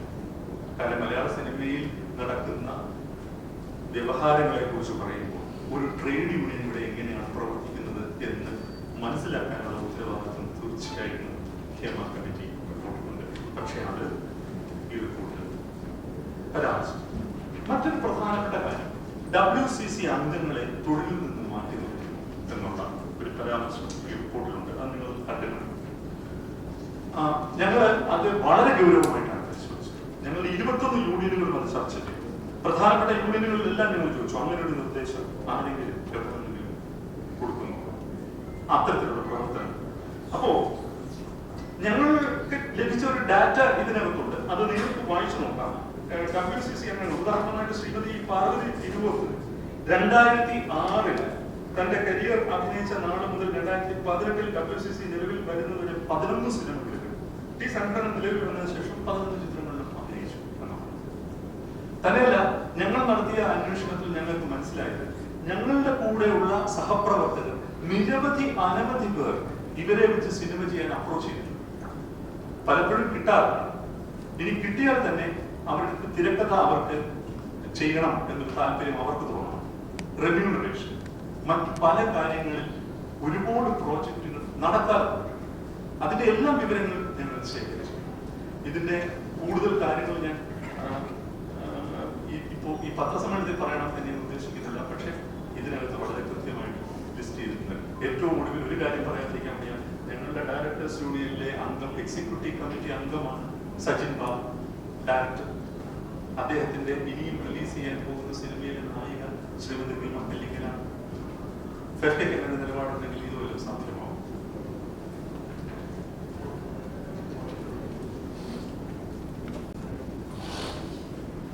എന്റർടൈൻമെന്റ് ട്രൈബ്യൂണലിനെ കുറിച്ച് ഒരു നിർദ്ദേശമായിട്ട് തന്നെ ഈ കമ്മിറ്റി റിപ്പോർട്ടിൽ പറയുന്നത് എന്റർടൈൻമെന്റ് ട്രൈബ്യൂണൽ ആവശ്യമുണ്ട് എന്നുള്ളത്. അടൂർ ഗോപാലകൃഷ്ണൻ കമ്മിറ്റി വന്നപ്പോൾ ഒരു റെഗുലേറ്ററി അതോറിറ്റി വേണം എന്നുള്ളൊരു നിലപാട് ചർച്ച ചെയ്യപ്പെട്ടു. എന്നാൽ ഒരു ട്രേഡ് യൂണിയനുമായിട്ട് ബന്ധപ്പെട്ട ഇഷ്യൂസ് ഇപ്പോൾ ലേബർ കമ്മീഷണർ, ലേബർ കോടതി തുടങ്ങിയ സ്ഥാപനങ്ങളാണ് കൈകാര്യം ചെയ്യുന്നത്. അത്തരത്തിലുള്ള നിയമങ്ങളാണ്, ലേബർ നിയമങ്ങൾക്കുള്ളിലാണ് ട്രേഡ് യൂണിയനുമായിട്ട് ബന്ധപ്പെട്ട കാര്യങ്ങൾ കൈകാര്യം ചെയ്യുന്നതെന്ന് നിങ്ങൾക്കറിയാം. അതിൽ നിന്നെല്ലാം വിടർത്തി മാറ്റി പുതിയ ഒരു ബോഡിയിലേക്ക് ഇത് ഷിഫ്റ്റ് ചെയ്യുമ്പോൾ ഇതിന്റെ മുഴുവൻ എന്താ പറയുന്നത് നിയമവ്യവഹാരങ്ങളും പുതിയൊരു ട്രൈബ്യൂണലിലേക്കോ ഒരു അതോറിറ്റിയിലേക്കോ ഷിഫ്റ്റ് ചെയ്യുന്നതിനെ കുറിച്ച് വലിയ ആശങ്കയോടുകൂടിയാണ് ഞങ്ങൾ കാണുന്നത്. അത് ആ ട്രൈബ്യൂണലിന്റെ സ്വഭാവം എന്താണ്, അതിന്റെ ജൂറിസ്ഡിക്ഷൻ എന്താണ്, അതിന്റെ ജൂറിസ്പ്രൂഡൻസ് എന്താണ് തുടങ്ങിയ കാര്യങ്ങളെ കുറിച്ച് ഞങ്ങൾക്ക് ധാരണ കിട്ടുന്ന മുറയ്ക്ക് ഞങ്ങൾക്ക് അതിനകത്ത് അഭിപ്രായം പറയാൻ പറ്റുള്ളൂ. അത് നയ രൂപീകരണ സമിതിയുമായി സംസാരിക്കാം എന്ന് കരുതുന്നു. ഏറ്റവും പ്രധാനപ്പെട്ട ഒരു കാര്യം ലൊക്കേഷനിലെ ഭക്ഷണ വിവേചനമാണ്. ആ ഭക്ഷണ വിവേചനം വളരെ സീരിയസ് ആയിട്ട് എടുത്തിട്ടുണ്ട്. അത് ഞാൻ വഴിയെ ചർച്ച ചെയ്യും. വനിതാ പ്രാതിനിധ്യം സിനിമയിൽ പറയുന്നുണ്ട്. ഈ വനിതാ പ്രാതിനിധ്യത്തില് ഞങ്ങൾക്ക് അടുത്ത 2 വർഷത്തിനുള്ളിൽ 20% ഉയർത്താം എന്നുള്ളതാണ് ഫെഫ്റ്റയുടെ തീരുമാനം, സിനിമയുടെ വനിതാ പ്രാതിനിധ്യം. അപ്പൊ കെ ആർ നാരായണൻ ഇൻസ്റ്റിറ്റ്യൂട്ട് പോലുള്ള ഒരു സ്ഥലത്ത് നിന്ന് പഠിച്ചിറങ്ങുന്ന കുട്ടികൾക്ക്, സ്ത്രീകൾക്ക്, പെൺകുട്ടികൾക്ക് ഞങ്ങൾ അംഗത്വത്തിൽ പരമാവധി ഒരു ജനാധിപത്യപരമായ രീതിയിൽ ഇളവ് നൽകിക്കൊണ്ട് അവരെ സിനിമയിലേക്ക് കൊണ്ടുവരാൻ, കൂടെ പ്രവർത്തിപ്പിക്കാനും, അവരെ സ്വതന്ത്ര സംവിധായകരോ സ്വതന്ത്രമായിട്ടുള്ള സാങ്കേതിക പ്രവർത്തകരോ മാറ്റാൻ ഉള്ള ശ്രമങ്ങൾ ഫെഫ്റ്റയുടെ ഭാഗത്ത് തുടങ്ങും എന്നുള്ളതാണ് ഇതിന് പറയാനുള്ളത്. ഇത് ഞങ്ങൾ കഴിഞ്ഞ വർഷം തന്നെ മുമ്പോട്ട് വെച്ച ആശയമാണ്. അത്തരത്തിലുള്ള ക്യാമ്പുകളെ കുറിച്ച് നമ്മൾ ആലോചിക്കും. ജൂനിയർ ആർട്ടിസ്റ്റുകൾ നേരിടുന്ന വിവേചനത്തെ കുറിച്ച് ഇതിൽ പറയുന്നുണ്ട്. എഗ്രിമെന്റുകളെ കുറിച്ച് പറയും. ജൂനിയർ ആർട്ടിസ്റ്റുകൾ നേരിടുന്ന വിവേചനം ഞാൻ നിങ്ങളുടെ പ്ലാൻ ഓഫ് ആക്ഷനെ കുറിച്ച് പറയുമ്പോൾ പറയാം. ഈ എഗ്രിമെന്റുകൾ ഇതും കമ്മിറ്റി കാണാതെ പോയൊരു കാര്യമാണ്. 2008 മുതൽ അടിസ്ഥാന വർഗ തൊഴിലാളികൾക്ക് കൃത്യമായ വേതന കരാർ മലയാളത്തിൽ നിലനിൽക്കുന്നു. 5ാമത്തെ വേതന കരാറാണ് ഇപ്പൊ നടപ്പിലായിരിക്കുന്നത്. ഓരോ ആദ്യത്തെ വേതന കരാറിൽ 60% വേതന വർധന. ഇന്ത്യയുടെ സിനിമാ ചരിത്രത്തിലെ റെക്കോർഡാണ്. ആദ്യ വേതന വർധനവ് 2008 നടത്തിയപ്പോൾ 60% വേതന വർധനവ് കിട്ടിയത്. കഴിഞ്ഞ വർഷം 20% വേതന വർധനമായി കിട്ടിയത്. അതിനെ നമുക്ക് 1 വർഷവും കൂടി ആ വേതന കരാറിന്റെ കാലാവധി. അപ്പോ അടിസ്ഥാന വർഗ തൊഴിലാളികളെ സംബന്ധിച്ചോളം, ബാറ്റ വാങ്ങിക്കുന്നവരെ സംബന്ധിച്ചോളം വേതന കരാർ നിലവിലുണ്ട്. മറ്റ് സാങ്കേതിക പ്രവർത്തകർക്ക് ഞങ്ങൾ നേരിട്ട ഏറ്റവും പ്രധാനപ്പെട്ട പ്രശ്നം, സംവിധായക യൂണിയനും എഴുത്തുകാരുടെ യൂണിയനും ഒക്കെ ഒരു ടെംപ്ലേറ്റ് ഉണ്ടാക്കി, നിർമ്മാതാക്കൾ. പക്ഷെ ഇൻഡിവിജ്വൽ ആയിട്ടുള്ള പ്രൊഡക്ഷൻ ഹൗസസ് ചീഫ് ടെക്നീഷ്യൻസിന് വേറെ മാതൃക നടപ്പിലാക്കാൻ. അതിന്റെ കൂടെയാണ് കോർപ്പറേറ്റുകളുടെ കടന്നു. കോർപ്പറേറ്റുകൾ വന്നപ്പോൾ അവരുടെ എഗ്രിമെന്റുകൾ എന്ന് പറഞ്ഞാൽ നമ്മളുമായിട്ട് യാതൊരു തരത്തിലുള്ള ബന്ധമില്ലാത്ത എഗ്രിമെന്റുകളാണ്. അത് ഇപ്പോ ഈ വിശേഷിച്ചും മറ്റു റൈറ്റുകൾ OTT ഒക്കെ വിറ്റുപോകുന്ന സാഹചര്യത്തിൽ അതും കൂടി അഡ്രസ് ചെയ്യുന്ന പോലത്തെ എഗ്രിമെന്റുകളാണ് കോർപ്പറേറ്റുകൾ. ഈ സാഹചര്യത്തിൽ കഴിഞ്ഞ 6 മാസക്കാലമായി നിർമ്മാതാക്കളുടെ അസോസിയേഷനും ഫെഫ്റ്റയുമായി നിരന്തരം ചർച്ച നടത്തുകയും ഡയറക്ടേഴ്സ് യൂണിയൻ, റൈറ്റേഴ്സ് യൂണിയൻ, ക്യുമാൻ അതായത് ഛായാഗ്രാഹകരുടെ യൂണിയൻ, എഡിറ്റേഴ്സ് യൂണിയൻ, 4 യൂണിയനുകളുടെ എഗ്രിമെന്റിന്റെ മാതൃക ഫൈനലൈസ് ചെയ്തു. 1 മാസത്തിനുള്ളിൽ അത് നിലവിൽ. ശേഷിച്ച ക്രാഫ്റ്റുകൾ അടുത്ത 3-4 മാസത്തിനുള്ളിൽ, പരമാവധി 6 മാസത്തിനുള്ളിൽ പൂർത്തിയാക്കണം എന്നാണ് കരുതുന്നത്. എഗ്രിമെന്റുകൾ നിലവിൽ വരുന്നതോടുകൂടി അത് സംബന്ധിച്ച പ്രശ്നങ്ങൾ പരിഹരിക്കപ്പെടും. ദയവ് ചെയ്ത് എല്ലാവരും വിശദമായി ഇത് വായിച്ചു നോക്കാം. ഞാൻ പറയാത്ത ഒരുപാട് കാര്യങ്ങൾ ഇതിനകത്തുണ്ട്. പ്രധാനമായും ആരോഗ്യ സുരക്ഷാ പദ്ധതിയെ നിങ്ങൾക്കറിയാവുന്നതുപോലെ ഈ റിപ്പോർട്ട് നിരവധി പ്രശ്നങ്ങൾ കൈകാര്യം ചെയ്തെങ്കിലും സിനിമാ മേഖലയിലെ തൊഴിലാളികൾ നേരിടുന്ന, പ്രവർത്തകർ നേരിടുന്ന ഏറ്റവും രൂക്ഷമായ പ്രശ്നത്തെ കുറിച്ച് സംസാരിക്കുന്നതേയില്ല. അത് ആരോഗ്യവും രോഗചികിത്സയുമായി ബന്ധപ്പെട്ട കാര്യങ്ങളാണ്. അത് സംസാരിക്കുന്നതേയില്ല. ഞങ്ങൾ ആരംഭകാലം മുതൽ യൂണിയനുകൾക്കുള്ള പരിമിതമായ ഫണ്ടുകൾ ഉപയോഗിച്ച് ആളുകളുടെ രോഗചികിത്സയ്ക്ക് വേണ്ടി ധനം നീങ്ങുകയും ചില പ്രൈവറ്റ് ഇൻഷുറൻസ് കമ്പനികളുമായി ടൈപ്പ് ചെയ്യുന്നതാണ്. പക്ഷെ പോകെ ഞങ്ങൾക്ക് മനസ്സിലായി ഇത് പ്രായോഗികമല്ല. അതുകൊണ്ട് ഈ 6 മാസങ്ങൾക്ക് മുമ്പ് വലിയൊരു തയ്യാറെടുപ്പോടെ ഇന്ത്യൻ സിനിമയിലാണ്, ശ്രീ കമലഹാസൻ പറയുന്നത് ഇന്ത്യൻ സിനിമയിൽ നിന്നല്ല, ലോക സിനിമയിൽ ആദ്യമായിട്ടാണ് ശ്രീ കമലഹാസൻ പറയുന്നത്. ഇന്ത്യൻ സിനിമയിൽ ആദ്യമായി ഒരു എക്സ്റ്റേണൽ ഏജൻസിയുടെയും സഹായമില്ലാതെ ഞങ്ങളുടെ മാത്രം പരിമിതമായ റിസോഴ്സസ് ഉപയോഗിച്ചുകൊണ്ട് ഒരു ആൾക്ക് 1 വർഷം 3 ലക്ഷം രൂപ വരെ ചികിത്സാ സഹായം കൊടുക്കുന്ന ആരോഗ്യ സുരക്ഷാ പദ്ധതി നിലവിൽ. ഒരാൾക്ക് 3000 രൂപയാണ് അടയ്ക്കേണ്ടത് കോമൺ പൂളിലേക്ക്. പക്ഷെ അത് മുഴുവനും മിക്ക യൂണിയനുകളുമാണ് അടയ്ക്കുന്നത്, വ്യക്തികളല്ല അടയ്ക്കുന്നത് എന്നുള്ളത് നിങ്ങൾ ഓർക്കണം. അത്ര ഗംഭീരമായിട്ട് ആരോഗ്യ സംബന്ധിയായ പ്രശ്നങ്ങളെ അഡ്രസ് ചെയ്ത ഒരു ട്രേഡ് യൂണിയനാണ് ഫെഫ്ക എന്ന് പറയും. ഇതെല്ലാം എനിക്ക് നിങ്ങളുടെ മുമ്പിൽ പറയേണ്ടി വരുന്നത് ഈ ഹേമ കമ്മിറ്റിക്ക് ശേഷം നടന്ന ചർച്ചകളിൽ ഇതൊന്നും പരാമർശിച്ചിട്ടേയില്ല. ഇത്തരം കാര്യങ്ങൾ കൂടി നടക്കുന്ന ഒരു തൊഴിലിടമാണ് മലയാള സിനിമ എന്നുള്ളത് ആരും പരാമർശിച്ചതായി കണ്ടില്ല. ഒപ്പം അഡ്രസ് ചെയ്യേണ്ട ഏറ്റവും പ്രധാനപ്പെട്ട ഒരു കാര്യം അധ്വാനത്തിന്റെ സമയമാണ്, ജോലി സമയമാണ്. ഇപ്പൊ 15 മണിക്കൂർ വരെ ഇപ്പോൾ പണിയെടുക്കുന്നുണ്ട് ചലച്ചിത്ര പ്രവർത്തനം. 6 മണിക്ക് ലൊക്കേഷനിൽ ചെല്ലും. ഈ ട്രെയിനും ലൈറ്റും ഒക്കെ ആയിട്ട് ഭക്ഷണ സാധനങ്ങളുമായിട്ട് 6 മണിക്ക് ചെല്ലും. എല്ലാവരും അസംബ്ലി. പ്രധാനപ്പെട്ട നടനോ നടിയോ വരുന്നത് 11 മണിക്കായിരിക്കും, 10-11 മണിക്കായിരിക്കും. അപ്പൊ ഈ 5 മണിക്കൂർ ഞങ്ങൾ അവിടെ വെറുതെ ഇരിക്കുകയാണ്. ഇനി അതങ്ങനെ പോകാൻ പറ്റില്ല എന്ന് തീരുമാനിച്ചു. കഴിഞ്ഞ മെയ് 1-ാം തീയതി തീരുമാനിച്ചതാണ് അടുത്ത വേതന കരാറിൽ പുതിയ കോൾ ഷീറ്റ് വ്യവസ്ഥ നിലവിൽ വരണം എന്നുള്ളതാണ് ഫിഫ്കയുടെ നിലപാട്. അടുത്ത സംസ്ഥാനങ്ങളുമായിട്ട് കമ്പയർ ചെയ്തുകൊണ്ട് ഇപ്പോൾ നിലനിൽക്കുന്ന കോൾ ഷീറ്റ് വ്യവസ്ഥയും വേതന വ്യവസ്ഥയും പാടെ നവീകരിച്ചുകൊണ്ട് പുതിയ ഒരു കോൾ ഷീറ്റ് വ്യവസ്ഥ നിലവിൽ. അത് പ്രൊഡ്യൂസേഴ്സ് അസോസിയേഷന്റെ ഭാരവാഹികളുമായി ഞങ്ങൾ അനൗദ്യോഗികമായി ചർച്ച ചെയ്തു. അവർക്ക് 100 വട്ടം സമ്മതമാണ്. അവർക്കും ഇതറിയാം, ഈ 6 മണിക്ക് ആളുകൾ വന്നിട്ട് കാര്യമില്ല എന്നുള്ളത്. മലയാള സിനിമയെ സംബന്ധിച്ചിടത്തോളം ഒരു 9 to 9 കോൾ ഷീറ്റ് ഒക്കെ ഏറ്റവും ഫീസിബിൾ ആയിട്ടുള്ള കാര്യമാണ്. അത് കഴിഞ്ഞിട്ട് ഓരോ മണിക്കൂറിനും ഓവർ ടൈം എന്നുള്ള രീതിയിലേക്ക് നമുക്ക് ആലോചിക്കാവുന്നതാണ്. അപ്പോൾ ഇത് ഞാൻ ഇപ്പോൾ പ്രാഥമികമായിട്ടൊരു കാര്യം പറഞ്ഞതാണ്. പക്ഷെ ഇതിന്റെ ഒരു വളരെ ഡീറ്റെയിൽഡ് ആയിട്ട് 21 യൂണിയനുകളും അവരുടെ ഭാഗത്തു നിന്ന് എപ്രകാരം വേണം അധ്വാന സമയവും വേതനവും ക്രമീകരിക്കേണ്ടത് എന്നുള്ളതിനെ കുറിച്ച് മുന്നോട്ട് വരുന്നുണ്ട്. അതനുസരിച്ച് ഇനി ഏറ്റവും പ്രധാനപ്പെട്ട കാര്യം ഞങ്ങൾ അടുത്ത 3 മാസങ്ങൾ നടപ്പിലാക്കാൻ പോകുന്ന കാര്യമാണ്. സിനിമാ ചിത്രീകരണത്തിന്റെ സ്ഥലത്ത് ICC രൂപീകരണത്തിൽ അതിന്റെ പ്രവർത്തനത്തിൽ വീഴ്ച വന്നാൽ അത് പരിഹരിച്ചതിന് ശേഷം മാത്രമേ ചിത്രീകരണവുമായി മുന്നോട്ട് പോവുകയുള്ളൂ എന്ന് തീരുമാനിച്ചു. ഇപ്പോൾ ഏറ്റവും ഫലപ്രദമായിട്ട് നടക്കുന്നുണ്ട്. പ്രൊഡ്യൂസർ അസോസിയേഷൻ ഗംഭീരമായിട്ട് അതിനകത്ത് ഇടപെടുന്നുണ്ട്.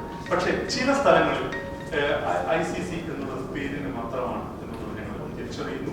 അത്തരം സ്ഥലങ്ങളിൽ ICC രൂപീകരിക്കപ്പെടുന്നുണ്ട്, ICCയുടെ മീറ്റിംഗ് നടക്കുന്നുണ്ട്, പ്രവർത്തനം ഫലപ്രദമാണ് എന്നറിഞ്ഞാൽ മാത്രമേ ചിത്രീകരണം മുന്നോട്ട് പോകും. ഈ ICC അംഗങ്ങളുടെ നമ്പറുകൾ പലപ്പോഴും കിട്ടുന്നില്ല. ഏതെങ്കിലും ഒരു വണ്ടിയുടെ പുറകിലായിരിക്കും ഇത് എഴുതി വെച്ചിരിക്കുന്നത്. അതുകൊണ്ട് തന്നെ ഈ ലൊക്കേഷനിൽ പ്രവർത്തിക്കുന്ന സാങ്കേതിക പ്രവർത്തകരുടെയും നടീനടന്മാരുടെയും കോമൺ ഗ്രൂപ്പ്, അവരുടെ ഈ ഷൂട്ടിങ്ങുമായി ബന്ധപ്പെട്ട കാര്യങ്ങൾ അറിയിക്കേണ്ട കോമൺ വാട്സ്ആപ്പ് ഗ്രൂപ്പുകളുണ്ട്.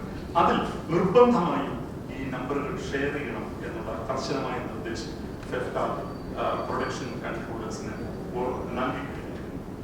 ജൂനിയർ ആർട്ടിസ്റ്റുകൾ ചിത്രീകരണത്തിൽ പങ്കെടുക്കുകയാണെങ്കിൽ അവർക്കും ICC നമ്പറുകൾ കൈമാറേണ്ടതാണ്. പോസ്റ്റ് പ്രൊഡക്ഷൻ സ്റ്റുഡിയോയിൽ ICC അംഗങ്ങളുടെ ഫോൺ നമ്പർ പ്രദർശിപ്പിക്കണമെന്ന് film equipment and studio owners അസോസിയേഷന് നിർദ്ദേശം അവരത് അംഗീകരിച്ചിട്ടുണ്ട്. സിനിമ ഇതാണ് ഏറ്റവും പ്രധാനപ്പെട്ട ഒരു സംഗതി. സിനിമ ചിത്രീകരണ സമയത്തും അല്ലാതെ തൊഴിൽപരമായി സ്ത്രീകൾക്കുണ്ടാകുന്ന പ്രശ്നങ്ങൾ, നേരിടേണ്ടി വരുന്ന ചൂഷണങ്ങൾ, ഭീഷണികൾ എന്നിവയെ കുറിച്ചെല്ലാം അവർ ഉൾപ്പെടുന്ന യൂണിയന്റെ ജനറൽ സെക്രട്ടറിമാരോട് പറയുന്നതിന് പലപ്പോഴും അവർക്ക് വിമുഖതയുണ്ടാവാം. അതുകൊണ്ട് സ്ത്രീകൾ മാത്രമടങ്ങുന്ന 24/7 പ്രവർത്തിക്കുന്ന ഒരു പരാതി പരിഹാര സെൽ രൂപീകരിച്ചിരിക്കുന്നു. സ്ത്രീകൾ മാത്രമേ നിലനിർത്തൂ. അവരുടെ ഫോൺ വാട്സ്ആപ്പ് നമ്പർ 8590599946. ഈ നമ്പറിൽ സ്ത്രീകൾ മാത്രമേ ഉണ്ടാവുള്ളൂ. എപ്പോൾ വേണമെങ്കിലും പരാതി പറയാം. സെപ്റ്റംബർ 25 മുതൽ ഇത് നിലവിൽ വരും. ഈ പരാതി അവർ കേട്ട് കഴിഞ്ഞാൽ ഏത് ലൊക്കേഷനിലാണോ ഇത് നടന്നിരിക്കുന്നത് അവിടുത്തെ ICCയുമായി ബന്ധപ്പെടും. പരാതിക്കാരിയെ നേരിട്ട് വിളിക്കും, പരാതിക്കാരിയോട് സംസാരിക്കും. ഫെഫ്ക ജനറൽ സെക്രട്ടറിയെ വിവരം ധരിപ്പിച്ച് എത്രയും പെട്ടെന്ന് അതിനടുത്ത നടപടിയിലേക്ക് കടക്കും. പരാതി ഉന്നയിക്കുന്നവരുടെ മാനസികവും ശാരീരികവുമായ സുരക്ഷ ഉറപ്പുവരുത്തും. ആവശ്യമെങ്കിൽ ഒരു ക്ലിനിക്കൽ സൈക്കോളജിസ്റ്റിന്റെ സേവനം പരാതി പരിഹാര സെൽ തേടുന്നതാണ്. പരാതിയിൽ സൂചിപ്പിക്കുന്ന കുറ്റകൃത്യത്തിന്റെ ഗുരുതര സ്വഭാവം വിലയിരുത്തി ആവശ്യമെന്ന് കണ്ടാൽ പരാതിക്കാരിക്ക് നിയമ നടപടിക്ക് വേണ്ടി എല്ലാ സഹായവും ഫെഫ്ക തന്നെ ചെയ്തു കൊടുക്കുന്നതാണ്. ഗുരുതരമായ കുറ്റകൃത്യങ്ങൾ സംഭവിച്ചാൽ ട്രേഡ് യൂണിയൻ തലത്തിലുള്ള പ്രശ്ന പരിഹാരം ഇനിമേൽ ഉണ്ടാവുന്നതല്ല. തുടർ നടപടിക്കായി നിയമപാലകരുടെ സഹായം ഞങ്ങൾ തേടുന്നതാണ്. കുറ്റകൃത്യത്തിൽ ഏർപ്പെടുന്ന വ്യക്തി ഫെഫ്ക അഫിലിയേറ്റ് ചെയ്ത ഏത് യൂണിയൻ അംഗമാണെങ്കിലും കുറ്റകൃത്യം പ്രഥമ ദൃഷ്ടിയാ ബോധ്യപ്പെട്ടാൽ 1 വർഷം സസ്പെൻഷൻ. ആ 1 വർഷം സസ്പെൻഷൻ 2 വർഷമായി ദീർഘിപ്പിക്കാൻ അദ്ദേഹം പ്രവർത്തിക്കുന്ന യൂണിയന്റെ ജനറൽ സെക്രട്ടറിക്ക് നിർദ്ദേശം നൽകുന്നതാണ്.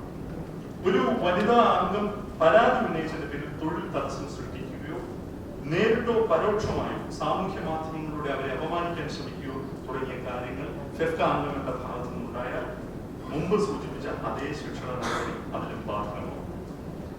ഒരു സിനിമയിൽ പ്രവർത്തിക്കുന്ന ആളെ തിരഞ്ഞെടുക്കുന്നതിൽ മെറിറ്റ്, പ്രൊഫഷണൽ കമ്മിറ്റ്മെന്റ്, സാമ്പത്തികമായ ഘടകങ്ങളല്ലാതെ മറ്റു ഏതെങ്കിലും ഘടകങ്ങൾ പ്രവർത്തിച്ചതായി ആർക്കെങ്കിലും പരാതി ഉണ്ടെങ്കിൽ നേരിട്ട് ഫെഫ്ക ജനറൽ സെക്രട്ടറിക്ക് പരാതി സമർപ്പിക്കാവുന്നതാണ്. സിനിമാ ചിത്രീകരണ സമയത്ത് ആവശ്യമായ ടോയ്ലറ്റ് സൗകര്യങ്ങളുടെ അപര്യാപ്തത പലരും ഇപ്പോഴും ശ്രദ്ധയിൽപ്പെടുന്നു. ഒരുപാട് ഇമ്പ്രൂവ് ചെയ്തിട്ടുണ്ടെങ്കിൽ ഇപ്പോഴും അതൊരു യാഥാർത്ഥ്യമാണ്. അതുകൊണ്ട് ഈ ടോയ്ലറ്റ്സും ഡെഡിക്കേറ്റഡ് ആയിട്ട്, അതായത് ആക്ടേഴ്സിനും പ്രധാനപ്പെട്ട സാങ്കേതിക പ്രവർത്തകർക്കും അല്ലാതെ മറ്റുള്ളവർക്കായിട്ടുള്ള കാരവൻ സൗകര്യങ്ങൾ നിർബന്ധമാക്കണമെന്ന് പ്രൊഡക്ഷൻ എക്സിക്യൂട്ടീവ് യൂണിയനോട് പറഞ്ഞിട്ടുണ്ട്. ഇത് അവർ മാത്രം തീരുമാനിച്ചാൽ നടക്കുന്ന കാര്യമല്ല. ഞങ്ങൾ ഈ വിഷയം അടുത്ത ആഴ്ച പ്രൊഡ്യൂസേഴ്സ് അസോസിയേഷനുമായി ചർച്ച ചെയ്യുന്നതാണ്. ഇപ്പോ നിലവിൽ ലൊക്കേഷനുകളിൽ 30 കസേരയും 10 മേശയുമാണ് സാധാരണ വീട്. വലിയ ചിത്രങ്ങൾക്ക് ഇത് പര്യാപ്തമാണ്. ചിത്രങ്ങളുടെ വലിപ്പം അനുസരിച്ച് എണ്ണം നേരെ ഇരട്ടിയാക്കാൻ പറഞ്ഞിട്ടുണ്ട്. അതുകൊണ്ടാണ് ചിലർക്ക് ഇരിക്കാൻ കസേര കിട്ടുന്നില്ല എന്നുള്ള പരാതി. അപ്പൊ അത് നേരെ ഇരട്ടി എണ്ണം ആക്കാൻ പറഞ്ഞു. ഭക്ഷണ വിവേചനം ഒരു കാരണവശാലും ഉണ്ടാവാൻ പാടില്ല. ഞങ്ങളെ സംബന്ധിച്ചിടത്തോളം ഫെഫ്കയുടെ നിലപാടും പ്രൊഡ്യൂസർ അസോസിയേഷന്റെ നിലപാടും എല്ലാവർക്കും ഒരേ രീതിയിലുള്ള ഭക്ഷണമാണ്. 340 രൂപ 350 രൂപ പെർ ഹെഡ് വെച്ചിട്ടാണ് കൊടുക്കുന്നത്. അപ്പോൾ അതിന് വിവേചനം ഉണ്ടാകുന്ന കാര്യങ്ങളെ കുറിച്ച് അന്വേഷിച്ചപ്പോൾ അതിൽ കൃത്യമായ വീഴ്ചകളുണ്ട്, അഴിമതികളുണ്ട്. അപ്പോ ഇത് ഇല്ലാതാക്കുന്നതിന്റെ ഭാഗമായി പ്രൊഡ്യൂസേഴ്സ് അസോസിയേഷൻ ഞങ്ങൾ കൂടി ഒരു സ്റ്റാൻഡർഡൈസ്ഡ് മെനു അടുത്ത മാസം മുതൽ സെറ്റ് ചെയ്യാൻ ആരംഭിക്കും. ഒരുപാട് ഭക്ഷണം വേസ്റ്റ് ആയി പോകുന്നു. ഇതെല്ലാം കളഞ്ഞുകൊണ്ട് എല്ലാവർക്കും ഒരേ രീതിയിലുള്ള ഒരു മെനു സെറ്റ് ചെയ്യുകയും എല്ലാവർക്കും ഇരുന്ന് കഴിക്കാനുള്ള സൗകര്യം ഉണ്ടാക്കുകയും ചെയ്യും. അതിൽ ചിലർക്ക് ഇരുന്ന് കഴിക്കാനുള്ള സൗകര്യം കിട്ടുന്നില്ല എന്ന് ചിലരെങ്കിലും പരാതി പറയും. അത് ഒട്ടുമേ ഉണ്ടാകരുത് എന്നുള്ളതാണ് നിലപാട്. ഒപ്പം തന്നെ വിളമ്പുന്ന പാത്രത്തിലും കുടിക്കുന്ന ഗ്ലാസ്സിലും വിവേചനം പാടില്ല. സ്റ്റീൽ ഗ്ലാസ്, കുപ്പി ഗ്ലാസ്, സ്റ്റീൽ പ്ലേറ്റ്, കുപ്പി പ്ലേറ്റ്, ഇങ്ങനെയുള്ള വിവേചനം പാടില്ല. എല്ലാവർക്കും ഒരേ ഗ്ലാസ് ഒരേ പ്ലേറ്റുമായി. അതുപോലെ തന്നെ ഭക്ഷണം രാത്രിയിൽ റൂമുകളിൽ എത്തിക്കുമ്പോൾ ഒരു സിനിമയിലെ ക്രൂവിൽ ഒരു വിഭാഗത്തിൽ മാത്രമാണ് ഹോട്ട് കാറ്റഗറി, ബാക്കിയുള്ളവർക്ക് ഹോട്ട് കാറ്റഗറി കൊടുക്കുന്നില്ല. അതുകൊണ്ട് ഭക്ഷണം പലപ്പോഴും തണുത്തു പോകും. ഒക്ടോബർ 1-ാം തീയതി മുതൽ എല്ലാവർക്കും ഹോട്ട് കാറ്റഗറി നിർബന്ധമാണ്. താമസിക്കാനുള്ള റൂമുകളുടെ വിവേചനത്തെ കുറിച്ചാണ് പറയുന്നത്. വെന്റിലേഷൻ ഇല്ലാത്ത അവസ്ഥകൾ, അതായത് AC റൂമുകൾ നോൺ AC റൂമായിട്ട് കൊടുക്കുന്നത് വെന്റിലേഷൻ ഉണ്ടാവാം. അതുപോലെ ഒരു റൂമിൽ 2-ൽ കൂടുതൽ ആളുകളെ താമസിക്കുന്നത്. ഇത് എല്ലാം മാറ്റണം. ഏറ്റവും സെക്യൂർ ആയിട്ടുള്ള ഒരു താമസ സൗകര്യം, ക്ലീൻ ആയിട്ടുള്ള താമസ സൗകര്യം ഉണ്ടാവണം. അതിനു വേണ്ടി ഒരു സ്ക്വാഡ് ഈ പറയുന്ന കാര്യങ്ങൾക്കെല്ലാം ഓരോ ലൊക്കേഷനിലും പ്രവർത്തിക്കും. അത് ചീഫ് അസോസിയേറ്റ് ഡയറക്ടർ മുതൽ എല്ലാ വിഭാഗത്തിലെയും ചീഫ് അസോസിയേറ്റുകൾ അടങ്ങുന്നതായിരിക്കും ആ സ്ക്വാഡ്. ചീഫ് അസോസിയേറ്റുകളും ഇപ്പൊ ഡ്രൈവേഴ്സ് യൂണിയൻ ആണെങ്കിൽ ചീഫ് ആയിരിക്കും, ഔട്ട്ഡോർ യൂണിറ്റ് ആണെങ്കിൽ ചീഫ് ആയിരിക്കും. അപ്പൊ ഈ ചീഫുകളുടെ ഒരു സ്ക്വാഡ് പ്രവർത്തിക്കുകയും ആ ലൊക്കേഷനിലോ ആ ചിത്രീകരണത്തിലോ റൂമിലോ ഭക്ഷണത്തിലോ മറ്റു കാര്യങ്ങളിലോ വിവേചനം ഉണ്ടെങ്കിൽ അപ്പോൾ തന്നെ അതിൽ ഇടപെട്ട് കാര്യങ്ങൾക്ക് പരിഹാരം ഉണ്ടാക്കുകയും ചെയ്യും. മറ്റൊരു പ്രധാനപ്പെട്ട സംഗതി, ഞങ്ങളുടെ ഭക്ഷണം പാകം ചെയ്യുന്ന മെസ്സുകൾ ഞങ്ങൾ പരിശോധിച്ചപ്പോൾ കുറെ അധികം മെസ്സുകൾ വൃത്തിഹീനമാണ് എന്നതാണ്. ശുദ്ധജലത്തിന്റെ അപര്യാപ്തതയുണ്ട്, മാലിന്യ നിർമ്മാർജ്ജനവുമായിട്ട് ബന്ധപ്പെട്ട പ്രശ്നങ്ങളുണ്ട്. അതുകൊണ്ട് ഞങ്ങൾ സർക്കാരിനോട് ഒരു നിർദ്ദേശം വെക്കുകയാണ്. സിനിമയില് ഭക്ഷണം പാകം ചെയ്യുന്ന മെസ്സുകൾക്ക് തദ്ദേശ സ്വയംഭരണ സ്ഥാപനങ്ങൾ ഒരു താൽക്കാലിക ലൈസൻസിംഗ് സമ്പ്രദായം ഏർപ്പെടുത്തും. ചെറിയൊരു ഫീസ് വാങ്ങിച്ചു. അപ്പൊ ഫുഡ് സേഫ്റ്റി മെഷേഴ്സ് ഈ മെസ്സിൽ പാലിക്കപ്പെടുന്നുണ്ട് എന്നുള്ളത് നമുക്ക് സിസ്റ്റമാറ്റിക് ആയിട്ട് ഉറപ്പാക്കാൻ സാധിക്കും. അതുപോലെ തന്നെയാണ് ഞാൻ നേരത്തെ പറഞ്ഞ ജൂനിയർ ആർട്ടിസ്റ്റുകളുടെ ചൂഷണം. അവർക്ക് കൃത്യമായി വേതനം കിട്ടുന്നില്ല, മറ്റു ചൂഷണങ്ങൾ. ഇത് പലപ്പോഴും കോർഡിനേറ്റേഴ്സ് ആണ് ജൂനിയർ ആർട്ടിസ്റ്റ് ലൊക്കേഷനിലേക്ക് കൊണ്ടുവരുന്നത്. അതിനൊരു സുതാര്യതയും അതിന് തടയിടാനായി ജൂനിയർ ആർട്ടിസ്റ്റ് കോർഡിനേറ്റേഴ്സിന് ലൈസൻസിംഗ് സമ്പ്രദായം ഏർപ്പെടുത്താം എന്നുള്ള നിർദ്ദേശം സർക്കാരിന്റെ മുന്നിൽ ഞങ്ങൾ വെക്കുകയാണ്.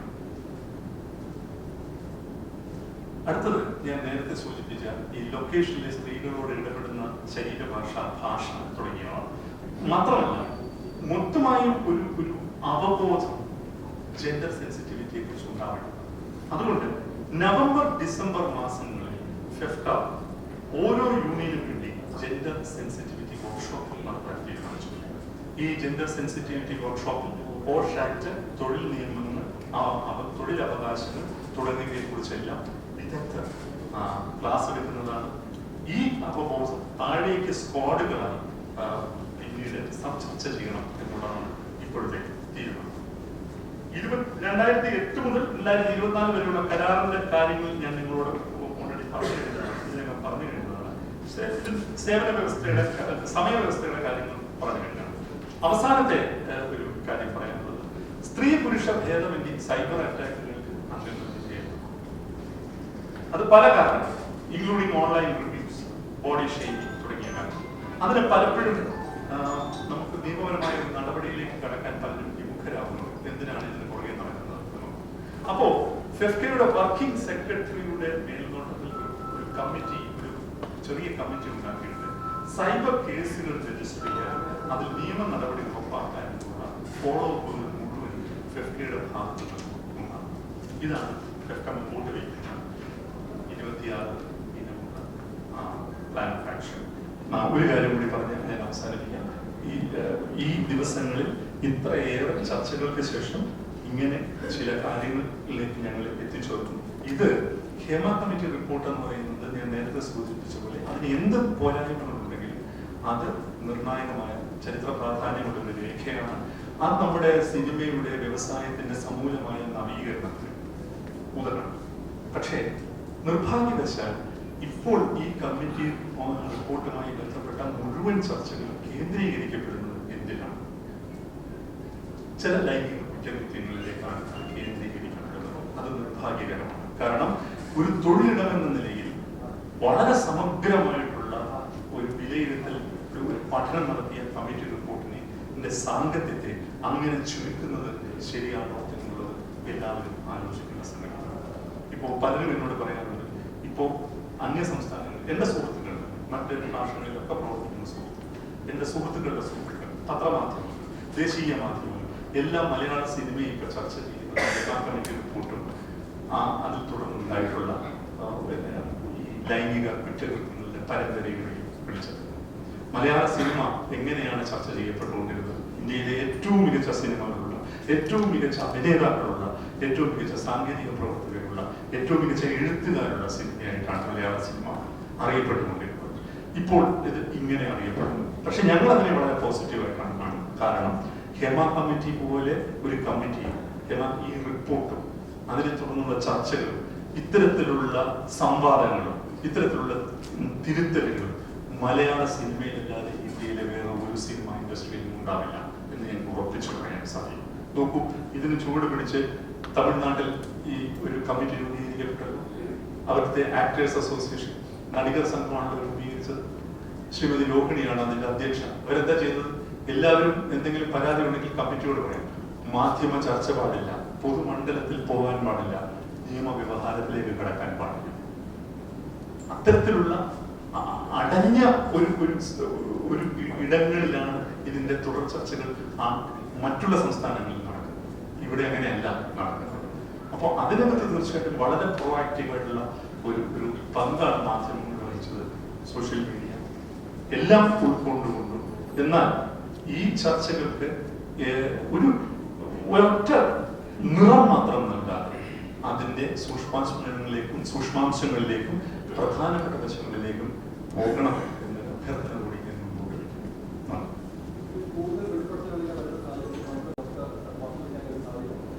ഞാൻ നിങ്ങൾ ചെയ്തതെന്നല്ലല്ലോ പറഞ്ഞത്. അത് മാത്രമായി ചർച്ചകൾ ഒതുങ്ങി പോകുന്നത് മാത്രമേ പറഞ്ഞുള്ളൂ. ഇത്തരം കാര്യങ്ങളും കൂടി ചർച്ച ചെയ്യപ്പെടണം എന്നുള്ളത് ഒരു വ്യവസായം അതിന്റെ അകത്തു നിന്ന് തന്നെ ഉള്ള ഒരു ചർച്ച ഉണ്ടാവുകയും ഇതിന്റെ വെളിച്ചത്തിൽ ഒരുപാട് തരത്തിലുള്ള വെല്ലുവിളികളിലൂടെ കടന്നു പോവുകയും ചെയ്യുമ്പോൾ നമ്മൾ അവിടെ മാത്രം ഫോക്കസ് ചെയ്യാതെ ഈ വ്യവസായത്തിന്റെ പ്രാധാന്യം ഉൾക്കൊണ്ടുകൊണ്ട്, ഈ മാധ്യമത്തിന്റെ പ്രാധാന്യം ഉൾക്കൊണ്ടുകൊണ്ട് നിങ്ങൾ മറ്റു കാര്യങ്ങൾ കൂടി ചർച്ച ചെയ്യണമെന്നേ പറഞ്ഞുള്ളൂ. നിങ്ങൾ ചർച്ച ചെയ്യരുതെന്ന് നമ്മൾ പറഞ്ഞിട്ടേ. ഇതിൽ പലതും ഞങ്ങൾ നടത്തണം. ഇപ്പൊ സർക്കാർ ഞങ്ങൾ കൊടുക്കുന്നത് സർക്കാർ ഇടപെടേണ്ട കാര്യവും ഈ കമ്മിറ്റിയെ കുറിച്ചുള്ള ഉണ്ട്. ഞങ്ങൾക്ക് നിങ്ങൾക്കെല്ലാം തരുന്നുണ്ട്, പൊതുസമൂഹത്തിനുണ്ട്, സർക്കാരിന് അയക്കുന്നുണ്ട്, സാംസ്കാരിക വകുപ്പിന് അയക്കുന്നുണ്ട്. ഈ നിങ്ങൾ ഇത്രയും ഒരു സുപ്രധാനമായ ഒരു വാർത്താ സമ്മേളനം നടത്തുകയാണ്, നിങ്ങളുടെ ഇടയിൽ ഒരു വനിതാ മെമ്പർ പോലും ഇല്ലല്ലോ, അതെന്താണ് ഉണ്ണികൃഷ്ണൻ അങ്ങനെ സംഭവിച്ചത്?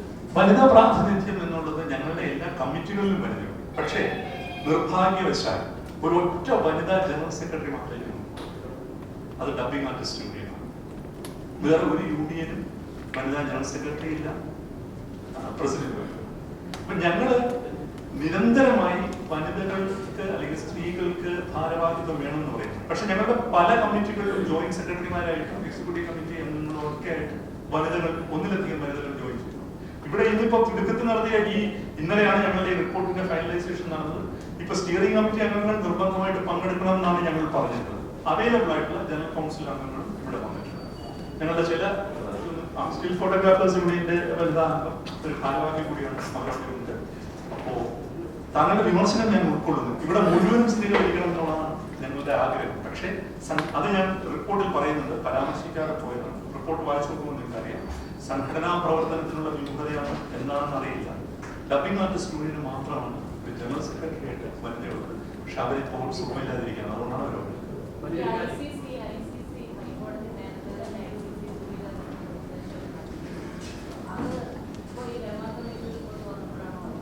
അല്ലല്ല 2 വർഷമായിട്ട് പ്രവർത്തിക്കുന്നുണ്ട്. കഴിഞ്ഞ 6 മാസമായിട്ട് വളരെ ഇഫക്റ്റീവായിട്ട് പ്രവർത്തിക്കുന്നുണ്ട്. പക്ഷെ ചില സ്ഥലങ്ങളിൽ ഞാൻ പറയുന്നത് എന്താണെന്ന് വെച്ചാൽ, ഇപ്പൊ ഒരു ഉദാഹരണം ഞാൻ പറയാം. ഹേമ കമ്മിറ്റി റിപ്പോർട്ട് ഷൂട്ടിംഗ് എന്താണെന്ന് മനസ്സിലാക്കാനായിട്ട് വിസിറ്റ് ചെയ്ത ലൊക്കേഷനാണ് ലൂസിഫറാണ്. മലയാളത്തിലെ ഏറ്റവും വലിയ താരം, സംവിധാനം ചെയ്യുന്നത് വലിയൊരു താരം, ഏറ്റവും വലിയ പ്രൊഡ്യൂസർ നിർമ്മിക്കുന്നു ഏറ്റവും വലിയൊരു സിനിമ. ഇങ്ങനെ ഒരു സിനിമയാണോ നിങ്ങൾ സാമ്പിൾ ഷൂട്ടിംഗ് കാണാനായിട്ട് ഏറ്റവും പരിമിതികളുള്ള സ്ഥലത്ത് പോകണം നിങ്ങൾ. വലിപ്പച്ചെറുപ്പങ്ങൾ, പല വലിപ്പങ്ങളിലുള്ള സിനിമകൾ കണ്ടാൽ മാത്രമേ അതിന്റെ ബഡ്ജറ്റ് അലോക്കേഷൻ പഠിക്കണം. അത് ഞാൻ കൃത്യമായിട്ട് ഈ വിശകലന റിപ്പോർട്ടിൽ പറയുന്നുണ്ട്, നിങ്ങൾക്ക് വായിക്കുമ്പോൾ മനസ്സിലാവും. ഒരു ദിവസമാണ് പോയി ഈ ലൂസിഫറിന്റെ ഷൂട്ടിംഗ്. അന്ന് ചിത്രാഞ്ജലി പോയി ഡബ്ബിംഗ് കണ്ടിട്ട് പോസ്റ്റ് പ്രൊഡക്ഷൻ പഠിച്ചുകൊണ്ടുള്ളത്.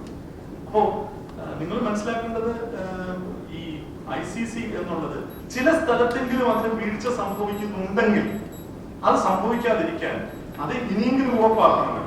ഈ ഒരു ഘട്ടത്തിലെങ്കിലും അതിന് പ്രൊഡ്യൂസർ അസോസിയേഷന്റെ മേൽനോട്ടത്തിലാണ്, ചേംബറിന്റെ മേൽനോട്ടത്തിൽ. അപ്പൊ നമ്മളൊരു കാര്യം ചെയ്തു, ഇവരോട് പറഞ്ഞപ്പോ ഇവര് പറയുന്നു ICC നടപ്പിലാണ്, കൃത്യമായിട്ട് പറഞ്ഞു. ഇനി എന്തെങ്കിലും അതിനകത്ത് പരാതി ആർക്കെങ്കിലും ഉണ്ടെങ്കിൽ അത് പരിഹരിച്ചിട്ട് ചിത്രീകരണം തുടർന്നാൽ മതി. അങ്ങനെ തീരുമാനം നമുക്ക് എടുക്കാം.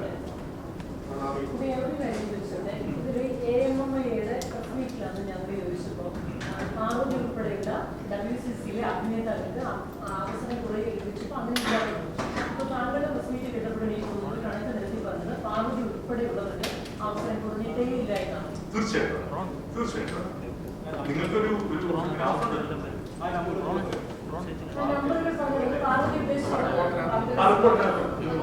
റിപ്പോർട്ടിനകത്ത് കൃത്യം നമ്പറുകൾ പറയുന്നുണ്ട്. നിങ്ങൾക്ക് ഒന്നും വേണ്ട, നിങ്ങൾ ഫിലിമോഗ്രാഫി എടുത്ത് നോക്കിയാൽ തിരുവനന്തപുരം മാത്രമല്ല. ഇപ്പൊ ഞാൻ പറയാം, ശ്രീമതി ജോളി ചെയ്തത് ഏതാണ് ഞങ്ങളുടെ മിക്കവാറും എല്ലാ ചിത്രങ്ങളിലും അവർ അഭിനയിക്കുന്നത്. ശ്രീമതി സജിത മേഡം ഞങ്ങൾ നിർമ്മിച്ച പടത്തിൽ അഭിനയിച്ചു. കാപ്പ ഞങ്ങൾ നിർമ്മിച്ച പടത്തിൽ അഭിനയിച്ചു. ജോഷി സാറിന്റെ പടത്തിൽ അഭിനയിച്ചു. ജോഷി സാറിന്റെ മകന്റെ പടത്തിൽ അഭിനയിച്ചു. യൂണിയനിൽ അംഗത്വമുണ്ട്. ശ്രീമതി ബീനാപ്പോൾ ഞങ്ങളുടെ അംഗമാണ് എഡിറ്റേഴ്സ് യൂണിയനിൽ. അതുപോലെ തന്നെ ശ്രീമതി ഉമ ഞങ്ങളുടെ ക്യുമാക്കിലെ അംഗമാണെന്ന് മാത്രമല്ല ഈ ചർച്ചകളിലെ സജീവ സാന്നിധ്യമായിരുന്നു. അവരുടെ പല അഭിപ്രായങ്ങളും ഞാൻ കോട്ട് ചെയ്തിട്ടുണ്ട് ഈ റിപ്പോർട്ടിൽ.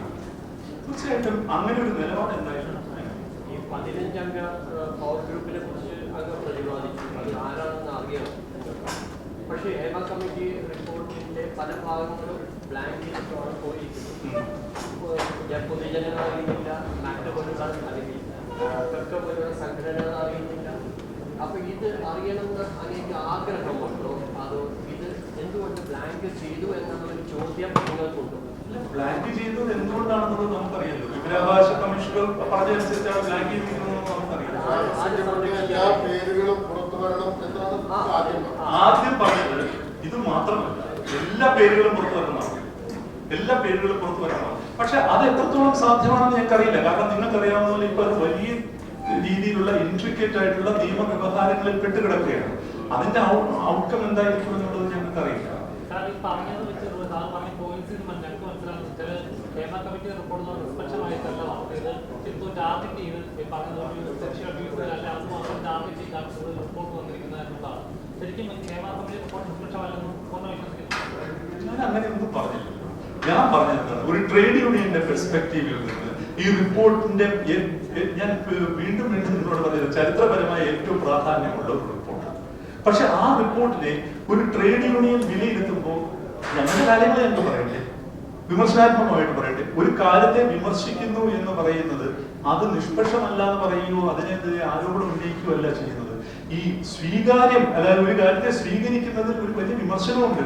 അപ്പൊ മാത്രമേ അത് ക്രിയേറ്റീവ് ആവുകയുള്ളൂ. ഞാൻ പറഞ്ഞ എണ്ണമിട്ട് പറഞ്ഞ കാര്യങ്ങളുണ്ട്. ഒരു ട്രേഡ് യൂണിയൻ എന്ന നിലയിൽ എപ്രകാരം ഫെഫ്കയുടെ പ്രവർത്തനങ്ങളെ ആ കമ്മിറ്റി പരിഗണിച്ചില്ല, അതിനകത്ത് അതിന്റെ മെത്തഡോളജിയിൽ എന്തോ പ്രശ്നമുണ്ട്. ഇതൊരു പഠന കമ്മിറ്റിയാണ്. അതിനപ്പുറമോ ഇപ്പുറമോ ഉള്ള ഒരു പ്രസക്തി ആ കമ്മിറ്റി റിപ്പോർട്ടിനില്ല.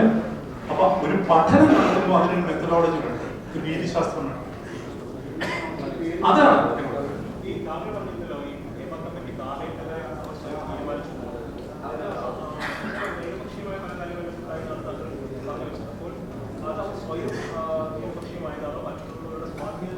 അറിയില്ല. ഇന്റൻഷൻ ഒന്നും ഞങ്ങളുടെ പ്രശ്നമല്ല. റിപ്പോർട്ടിൽ എന്ത് കണ്ടോ അത് പറഞ്ഞു. പരാമർശങ്ങളിൽ നിന്ന് അത് വ്യക്തമാണ്. ഇവിടെ അടക്കമുള്ള പരാമർശങ്ങളിൽ നിന്ന് ഈ മെത്തഡോളജിയെ സംബന്ധിച്ചും സിനിമാ രംഗത്ത് പ്രവർത്തിക്കുന്ന ആളുകളുടെ പ്രാതിനിധ്യ സ്വഭാവം അനുസരിച്ചും വിവരശേഖരണം നടത്തുക എന്ന് പറയുന്ന ഒരു സമീപനം നിർഭാഗ്യവശാൽ സ്വീകരിക്കപ്പെട്ടിട്ടില്ല എന്ന് തന്നെയാണ് കമ്മിറ്റിയുടെ പരാമർശത്തിൽ നിന്ന് വ്യക്തമാവുന്നത്. അതാണ് WCCയോട് ക്വസ്റ്റ്യൻ മെയിലായിട്ട് അയച്ചു കൊടുത്തു. ഞങ്ങൾക്ക് എന്തുകൊണ്ട് അയച്ചു തന്നില്ലെന്ന് ഞങ്ങൾ ചോദിച്ചുള്ളൂ. അവർക്ക് അയച്ചു കൊടുക്കുന്നത് നിങ്ങൾ പറഞ്ഞിട്ടില്ല. എല്ലാവർക്കും അയച്ചു കൊടുക്കും. അല്ലെ, നിങ്ങൾ ഈ ഏകപക്ഷീയം എന്നുള്ള വാക്ക് എന്നിലേക്ക് ആരോപിക്കണ്ട. അതിന്റെ മെത്തഡോളജി ഇതുണ്ട്, ഈ പ്രശ്നമുണ്ട്. അത് എങ്ങനെയാണ് എന്ന് പറഞ്ഞാൽ നിങ്ങൾ വ്യാഖ്യാനിച്ചോളൂ. ഞങ്ങളത് കൃത്യമായിട്ട് പോയിന്റ് ഔട്ട് ചെയ്തിട്ടുണ്ട്. ചെയ്യണമായിരുന്നു. ഒരു ട്രേഡ് യൂണിയൻ എന്ന നിലയിൽ ഞങ്ങൾക്ക് ആ പരിഗണന തരണമായിരുന്നു. ഒരു പഠന റിപ്പോർട്ട് തരണമായിരുന്നു, തന്നില്ല എന്നുള്ളതാണ് തന്നെയാണ് ഞങ്ങൾ നിങ്ങളോട് കമ്മ്യൂണിക്കേറ്റ് ചെയ്യാൻ ശ്രമിക്കുന്നത്.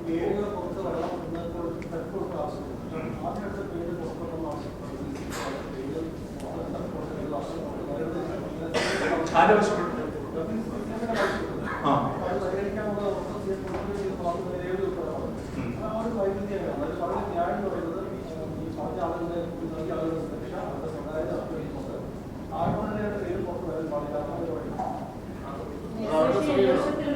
അവരുടെ സമീപനമാണ്. സമീപനം നമ്മൾ പറഞ്ഞത് അല്ല, ഇത് വേറൊരു കാര്യം ഞാൻ ചോദിക്കട്ടെ. ഇപ്പോൾ സ്പെഷ്യൽ ഇൻവെസ്റ്റിഗേഷൻ ടീം രൂപീകരിക്കപ്പെട്ടിട്ടുണ്ടല്ലോ. ഈ സ്പെഷ്യൽ ഇൻവെസ്റ്റിഗേഷൻ ടീമിനെ ഇപ്പോൾ പൂർണ്ണ രൂപത്തിലുള്ള റിപ്പോർട്ട് കൈമാറിയിട്ടുണ്ട്.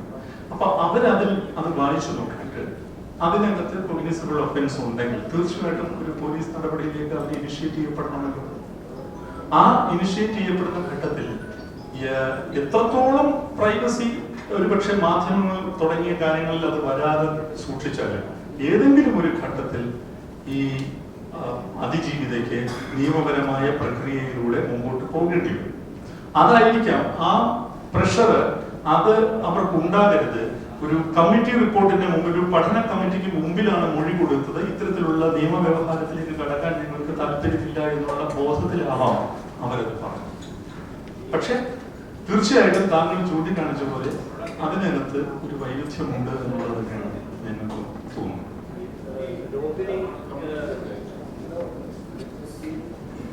അല്ല, അത് പറയുന്നുണ്ട്, അത് സർക്കാർ പറയുന്നത്. രോഗിണി എടുത്ത നിലപാടിനെ കുറിച്ച് അങ്ങ് പരാമർശിച്ചു. അതായത് എന്തെങ്കിലും ഒരു പ്രശ്നം ഉണ്ടായാൽ അല്ലെങ്കിൽ ഒരു ഒഫൻസ് കമ്മിറ്റ് ആയാൽ അത് പൊതുസമൂഹത്തിലേക്ക് വരുന്നത് അത് ഉള്ളിൽ തന്നെ ചർച്ച ചെയ്ത് പരിഹരിക്കണമെന്ന്. പോക്സോ നിയമപ്രകാരവും അല്ലെങ്കിൽ ഏതെങ്കിലും ഒരു സ്ത്രീയെ അതിക്രമിക്കുകയോ ലൈംഗികമായി ചൂഷണം ചെയ്യുകയോ ചെയ്താൽ ആദ്യമായി അത് കേസ്, അതായത് പോലീസ് സ്റ്റേഷനിൽ റിപ്പോർട്ട് ചെയ്യണമെന്നാണ് നിയമം. അപ്പൊ ഇതിനു വേണ്ടിയിട്ട് പ്രത്യേകമായിട്ട് നിങ്ങൾക്ക് സംവിധാനം ഏർപ്പെടുത്താനാവുമോ, അല്ലെങ്കിൽ ആ നടിക സംഘം ചെയ്യുന്നത് ശരിയാണെന്ന് നിങ്ങൾക്ക് വാദിക്കാനാവുമോ? ഞാൻ വാദിച്ചില്ലല്ലോ. ഞാനിവിടെ വാദിച്ചത്. ഞാനിപ്പോ പറഞ്ഞിരിക്കുന്നത് എന്താണ്, ഈ കമ്മിറ്റിക്ക് മുമ്പിൽ അങ്ങനെ ഗുരുതരമായ കുറ്റകൃത്യം വന്നാൽ ഞങ്ങൾ പോലീസിനെ അറിയിക്കുന്നില്ലേ പറഞ്ഞിരിക്കുന്നത്. അവിടെ നടികർ സംഘം എന്ത് ചെയ്യുന്നു എന്നുള്ളതിനെ കുറിച്ച് ഞാൻ പറഞ്ഞു എന്നുള്ളത്. അല്ല, അങ്ങനെയാണെങ്കിൽ താങ്കൾ ഹേമ കമ്മിറ്റിയെ കുറിച്ച് എന്ത് പറയും? അതിനകത്ത് ഇത്ര കുറ്റകൃത്യം ഉണ്ടെങ്കിൽ ഒരു റിട്ടയർഡ് ജസ്റ്റിസ് എന്തായിരുന്നു ചെയ്യേണ്ടിയിരുന്നത്? ആ വിമർശനം താങ്കൾ അങ്ങോട്ട് പോകുന്നതായിരിക്കും നല്ലതെന്നാണ് എനിക്ക് തോന്നുന്നത്. ഇങ്ങനെ റിപ്പോർട്ട് വന്നതിന് ശേഷം ഒരുപാട് തെളിവുകളില്ലാത്ത ആരോപണങ്ങൾ പല ആക്ടേഴ്സിന്റെ പേരിൽ വരുന്നു.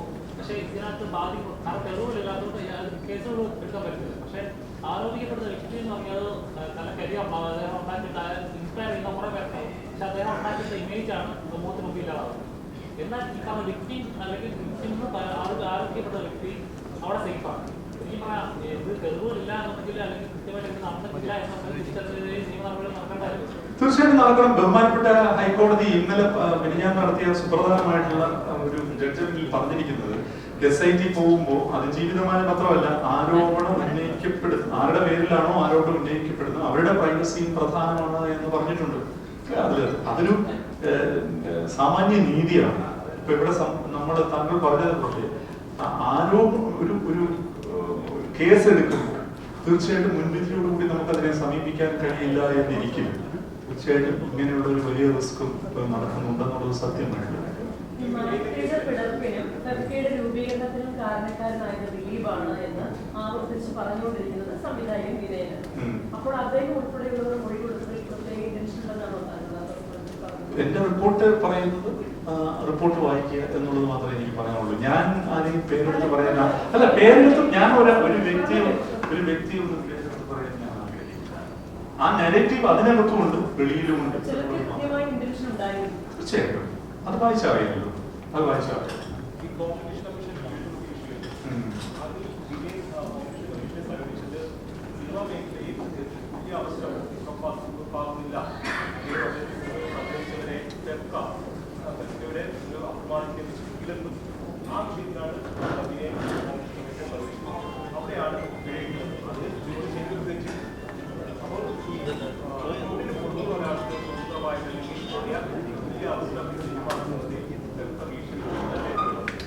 എത്ര പേര് യൂണിയൻ പുറത്തുള്ള സിനിമ ചെയ്യുന്നുണ്ടെന്ന് താങ്കൾ അറിയാം? ഇഷ്ടം പോലെ ആളുകൾ സിനിമ ചെയ്യുന്നുണ്ട്, ഇഷ്ടം പോലെ സിനിമ ചെയ്യുന്നു. ആ വ്യക്തിയെ സംബന്ധിക്കുന്ന ചോദ്യങ്ങൾ ഈ പത്രസമ്മേളനത്തിൽ ഞാൻ ഉത്തരം പറയാൻ ഉദ്ദേശിക്കുന്നില്ല. അല്ല, അതല്ല, നമുക്ക് അടുത്ത ചോദ്യം.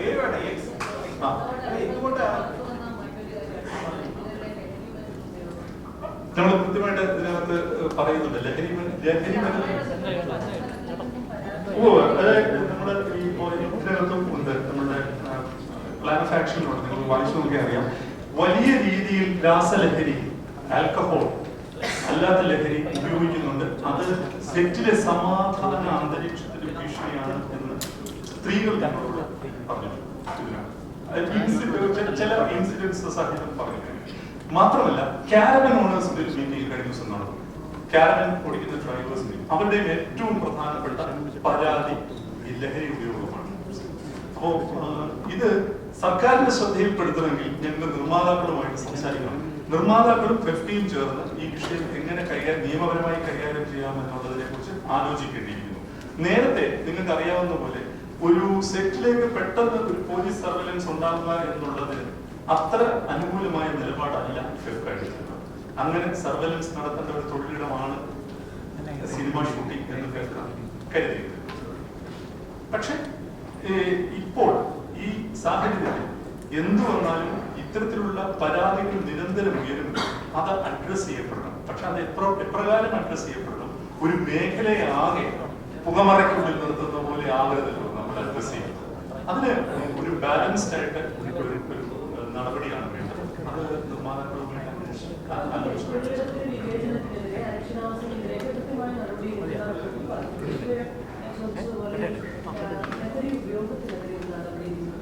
ലഹരി ഉപയോഗം തടയാനായിട്ട് നമുക്ക് അത്തരത്തിലുള്ള കാര്യങ്ങൾ ഒരു വയലൻസിലേക്കോ അല്ലെങ്കിൽ അത് ഇറപ്റ്റ് ചെയ്യുമ്പോഴാണ് നമ്മൾ ഇടപെടേണ്ട ഒരു സംഗതി വരുന്നത്. ഇതുവരെ ഇത്തരം കാര്യങ്ങൾ ഉണ്ടാകുമ്പോഴെല്ലാം എപ്രകാരമോ ആ സെറ്റിൽ തന്നെ അത് പരിഹരിക്കപ്പെടുകയോ സൈലൻസ് ആയിട്ടോ പോവുക ചെയ്യുന്നത്. ഇപ്പൊ നമ്മൾ വളരെ കൃത്യമായിട്ട് അന്വേഷിച്ചപ്പോഴും കൂടുതലും സ്ത്രീകളാണ് ഇതിനെക്കുറിച്ച് വേവലാതി പറഞ്ഞത്. അവര് പറഞ്ഞ കാര്യങ്ങൾ വെച്ച് നോക്കുമ്പോൾ ഇതിന് തീർച്ചയായിട്ടും ഹേമ കമ്മിറ്റി റിപ്പോർട്ടും അത് വളരെ ഗൗരവപരമായിട്ട് പറയുന്നുണ്ട്. അത് തീർച്ചയായിട്ടും അതിനെ നിയമപരമായിട്ടുള്ള പരിഹാരം തേടേണ്ടതുണ്ടെങ്കിൽ തീർച്ചയായിട്ടും തേടണം എന്ന് തന്നെയാണ്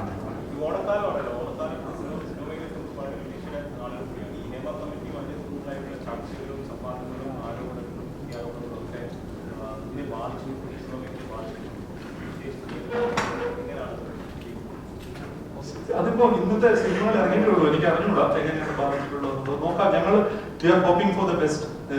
സിനിമ എന്ന് പറയുന്നതിന് അതിന് ഒരു ഏറ്റവും ശക്തമായ ഒരു കലാരൂപമല്ലേ. എന്തെല്ലാം പ്രതിസന്ധി ഉണ്ടെങ്കിലും അത് മറികടന്ന് സിനിമ മുമ്പോട്ട് പോകുമെന്നുള്ളതാണ് ഞങ്ങൾ പ്രതീക്ഷിക്കുന്നത്. ഇത് ഒരു അവസാനമല്ല, ഇതൊരു പക്ഷേ പുതിയൊരു തുടക്കമായി നമുക്ക് കാണാം. ഏറ്റവും പ്രധാനപ്പെട്ട ഒരു സംഗതി കൂടി പറയണം എന്ന് ഉണ്ട്. അതായത് നയരൂപീകരണ സമിതി ഈ അവസാന മീറ്റിംഗിൽ ഞാൻ പങ്കെടുത്തപ്പോൾ ഞാൻ മനസ്സിലാക്കുന്നത്, ഞങ്ങളുടെ ഇന്നലത്തെ സ്റ്റിയറിംഗ് കമ്മിറ്റി ചർച്ച നിങ്ങളുമായിട്ട് പങ്കുവയ്ക്കുകയാണ്. ഇപ്പോ ഒരു എക്സ്റ്റേണൽ ഏജൻസിയാണ് ഇതിന്റെ ഡാറ്റ കളക്ഷനും ഈ പോളിസിയുടെ മെയിൻ ഡ്രാഫ്റ്റിംഗും നടത്തുന്നത്. അവരുണ്ടായിരുന്നു ആ മീറ്റിംഗ്. ഇപ്പോൾ പ്രൊഡ്യൂസേഴ്സ് അസോസിയേഷനുമായിട്ട് ചേർന്ന ചർച്ചയിൽ പ്രൊഡ്യൂസേഴ്സ് അസോസിയേഷൻ അവരുടെ ആശങ്കകൾ പറഞ്ഞു. തുടർന്ന് ഈ റെഗുലേറ്ററി അതോറിറ്റി മാത്രമല്ല, ഇതുമായിട്ട് ബന്ധപ്പെട്ട ഒരുപാട് ആശങ്കകൾ ഞങ്ങൾക്ക് ഉണ്ട് ഈ നയരൂപീകരണവുമായി ബന്ധപ്പെട്ട്. അപ്പൊ നയരൂപീകരണ സമിതിയിൽ ഈ ഒരു നയരൂപീകരണ സമിതിക്ക് ഇനി അങ്ങോട്ട് പോളിസിയിൽ എന്തെങ്കിലും ചെയ്യാൻ റോളുണ്ടോ എന്നുള്ളതിനെ കുറിച്ച് എനിക്ക് സംശയമില്ല. കാരണം ഇപ്പോൾ എല്ലാ സംഘടനകളെയും കേൾക്കുകയാണ് ചെയ്യുന്നത്. സംഘടനകളെ കേട്ടിട്ട് ആ എക്സ്റ്റേണൽ ഏജൻസി ഒരു ഡാറ്റ ഉണ്ടാക്കുകയും അവരൊരു പോളിസി ഡ്രാഫ്റ്റ് ചെയ്തിട്ട് സംഘടനകൾക്ക് കൈമാറിയിട്ട് സംഘടനകൾ അതിന്റെ ഭേദഗതി വരുത്തുകയും ചെയ്യാനുള്ള പ്രോസസ്സാണ് ചെയ്യുന്നത്. അപ്പൊ ഞങ്ങളെയാണ് അടുത്തത് കേൾക്കുന്നത്, സാങ്കേതിക പ്രവർത്തകരെയും തൊഴിലാളികളെയും.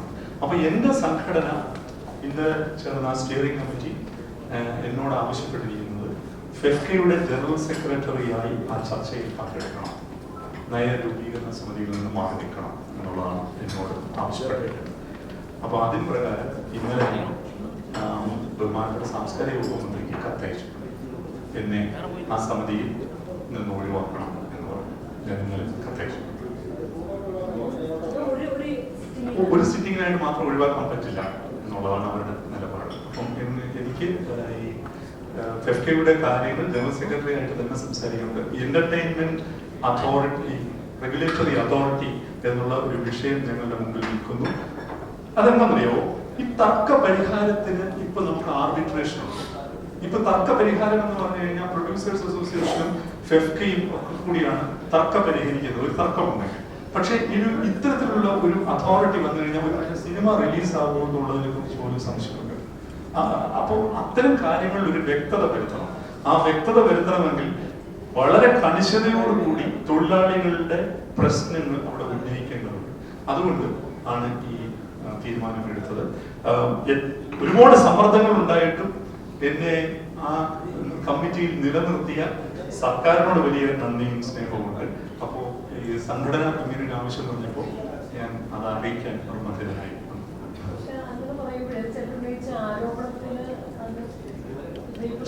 ആരോപണമായിട്ട് ഒരു ബന്ധവുമില്ല എന്നുള്ളത് സർക്കാരിന്റെ നിലപാടിൽ വന്നല്ലോ. ഞാൻ കഴിഞ്ഞ കമ്മിറ്റിയിൽ എങ്ങനെയാണ് പങ്കെടുക്കുന്നത്? ആരോപണം വന്നിട്ടല്ലേ ഞാൻ കഴിഞ്ഞ കമ്മിറ്റിയിൽ പങ്കെടുക്കുന്നത്. കഴിഞ്ഞ കമ്മിറ്റിയിലാണ് ഈ എക്സ്റ്റേണൽ ഏജൻസി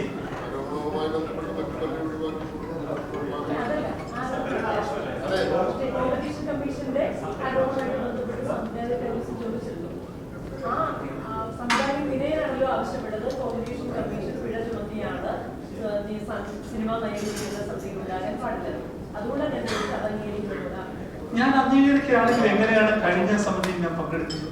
കഴിഞ്ഞ സമിതി ഞാൻ പങ്കെടുത്തു. കഴിഞ്ഞ സമിതി പങ്കെടുത്തപ്പോഴാണ് ഈ ഡെവലപ്മെന്റുകൾ ഉണ്ടായത്. എന്റെ സംഘടനയെ പറയുമ്പോൾ സംഘടനയാണ് എന്നോട് ആവശ്യപ്പെട്ടത്. നിങ്ങൾ തന്നെ നോക്കൂ, ഞാൻ നയരൂപീകരണ സമിതിയുടെ ഭാഗമായിട്ടിരിക്കുകയാണെങ്കിൽ അടുത്ത മീറ്റിംഗ് ഫെഫ്കെ ആയിട്ടാണ്. എനിക്ക് എന്ത് നിലപാടെടുക്കാൻ പറ്റും? എനിക്ക് സൈലന്റ് ആയിട്ട് ഇരിക്കാൻ പറ്റില്ല. എനിക്ക് എന്റെ സംഘടനയ്ക്ക് വേണ്ടി സംസാരിക്കണം. അതിനു വേണ്ടിയിട്ടാണ് ഈ നിലപാട് സ്വീകരിച്ചത്. തീരുമാനം അറിയിച്ചു 2 ദിവസം. മറുപടി ഒന്നുമില്ല. പിന്നെ നമ്മുടെ തീരുമാനം ഉള്ള തീരുമാനം സാറ് കുറച്ച് മുമ്പ് പറഞ്ഞ പോയിന്റ്സിൽ നിന്ന് ചോദിക്കണം. എല്ലാ സ്റ്റാഫ് എല്ലാ വർക്ക് ചെയ്യുന്നവർക്ക് ഒരേപോലെ കൊടുക്കുക, അല്ലെങ്കിൽ ഇപ്പോൾ ഒരേ റൂം രണ്ടുപേര് മാത്രം അങ്ങനെ കൊടുക്കും. പക്ഷേ ഒരു പ്രൊഡ്യൂസറിനെ സംബന്ധിച്ച് എത്രത്തോളം കാശ് ചുരുക്കാവോ, എവിടത്തോളം പിടിക്കാവോ? എല്ലാം ഒരു റൂമല്ല നമ്മൾ ഉദ്ദേശിച്ചത്. ഇപ്പോ ഒരു റൂമിൽ തന്നെ, ഒരു ഡബിൾ റൂമിൽ തന്നെ രണ്ടിൽ കൂടുതൽ ആണ്. അത് പക്ഷെ നിർത്തണം. കാരണം ഒരു ടോയ്ലറ്റില്ലേ ഉണ്ടാവുള്ളൂ. അപ്പൊ അത് നിർമ്മാതാക്കൾക്ക് അത് ഓപ്പൺ ആണ്. ഞങ്ങൾ സംസാരിച്ചിട്ടുണ്ട് അവരുമായിട്ട് നമ്മൾ ചർച്ച ചെയ്യും. അങ്ങനെയൊന്നും തൊഴിലാളികളെ കഷ്ടപ്പെടുത്താൻ ഒരു നിർമ്മാതാവ് തയ്യാറാവില്ല. ഒരു നിർമ്മാണം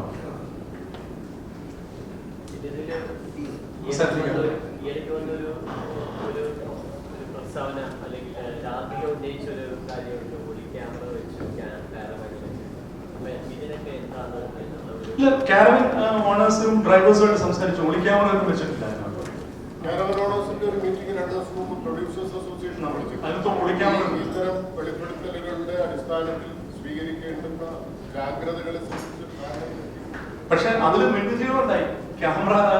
കാരവൻ രാധിക വെളിപ്പെടുത്തിയപ്പോഴത്തേക്കും ഇന്ന സിനിമയിലായിരിക്കും എന്നുള്ള മുൻവിധികളൊക്കെ ഉണ്ടായി.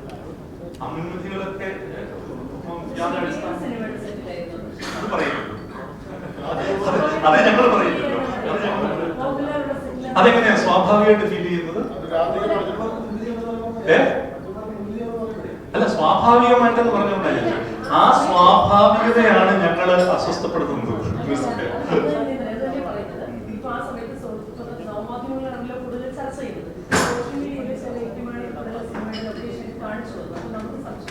അല്ല, നിങ്ങളൊന്ന് നോക്കിയാൽ മതി. രാധിക ഏതൊക്കെ സിനിമയിൽ അഭിനയിച്ചു നോക്കിയാൽ മതി.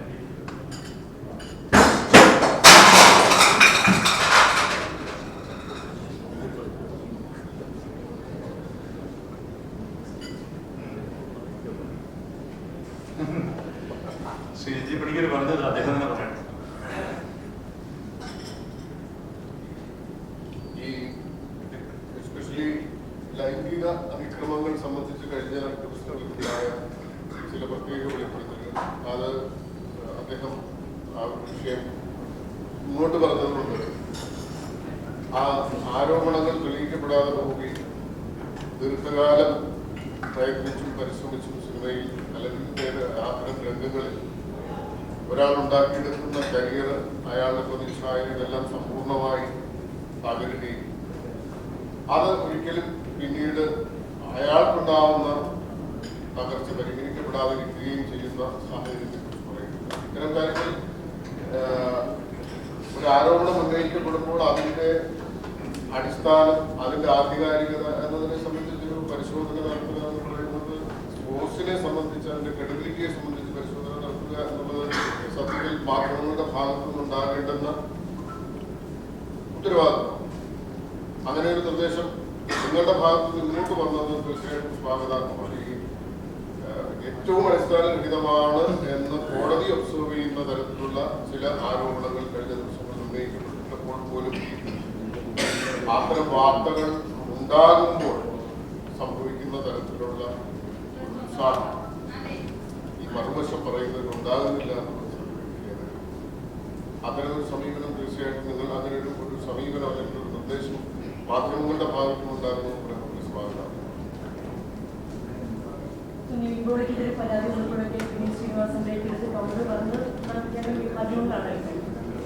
മാധ്യമങ്ങളാണ്, അതുകൊണ്ടാണ് മാധ്യമങ്ങൾ പറഞ്ഞ ആ നിർദ്ദേശത്തെ സ്വാഗതം ചെയ്യുന്നത്.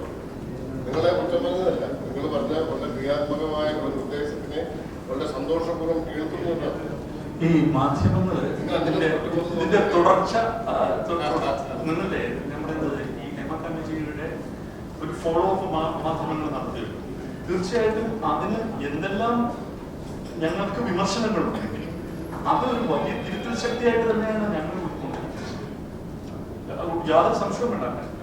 അത് ഞങ്ങളെപ്പോലൊരു സംഘടന ഇത്ര ഗൗരവമായിട്ട് ഈ ഒരു സംഗതിയെ പഠിക്കാൻ തീരുമാനിച്ചത് അതിൻ്റെതായ അർത്ഥത്തിൽ നിങ്ങൾ ഉൾക്കൊണ്ടുകൊണ്ട് ഇതിന്റെ ഫോളോ അപ്പ് സ്റ്റോറീസ് ചെയ്യണമെന്ന് മാത്രമാണ് അഭ്യർത്ഥിക്കാറുള്ളത്. അത്രയും സംഘടനകൾ ഇതിനകത്ത് പണിയെടുത്തിട്ടുണ്ട്. എന്താ പെട്ടെന്ന് പ്രതികരിക്കുന്നില്ല എന്നുള്ളതല്ലായിരുന്നു, അത് ഇതിനു വേണ്ടിയാണ് എന്നുള്ളതാണ് പറയാൻ. വിശകലന ഞാൻ കിട്ടാത്തവരുണ്ടെങ്കിൽ നമ്മൾ സോഫ്റ്റ് കോപ്പി ഷെയർ ചെയ്യും. കിട്ടാത്തവരെ ഒന്ന് ബന്ധപ്പെട്ട സോഫ്റ്റ് കോപ്പി അപ്പൊ നമുക്ക് അവസാനിപ്പിക്കാം.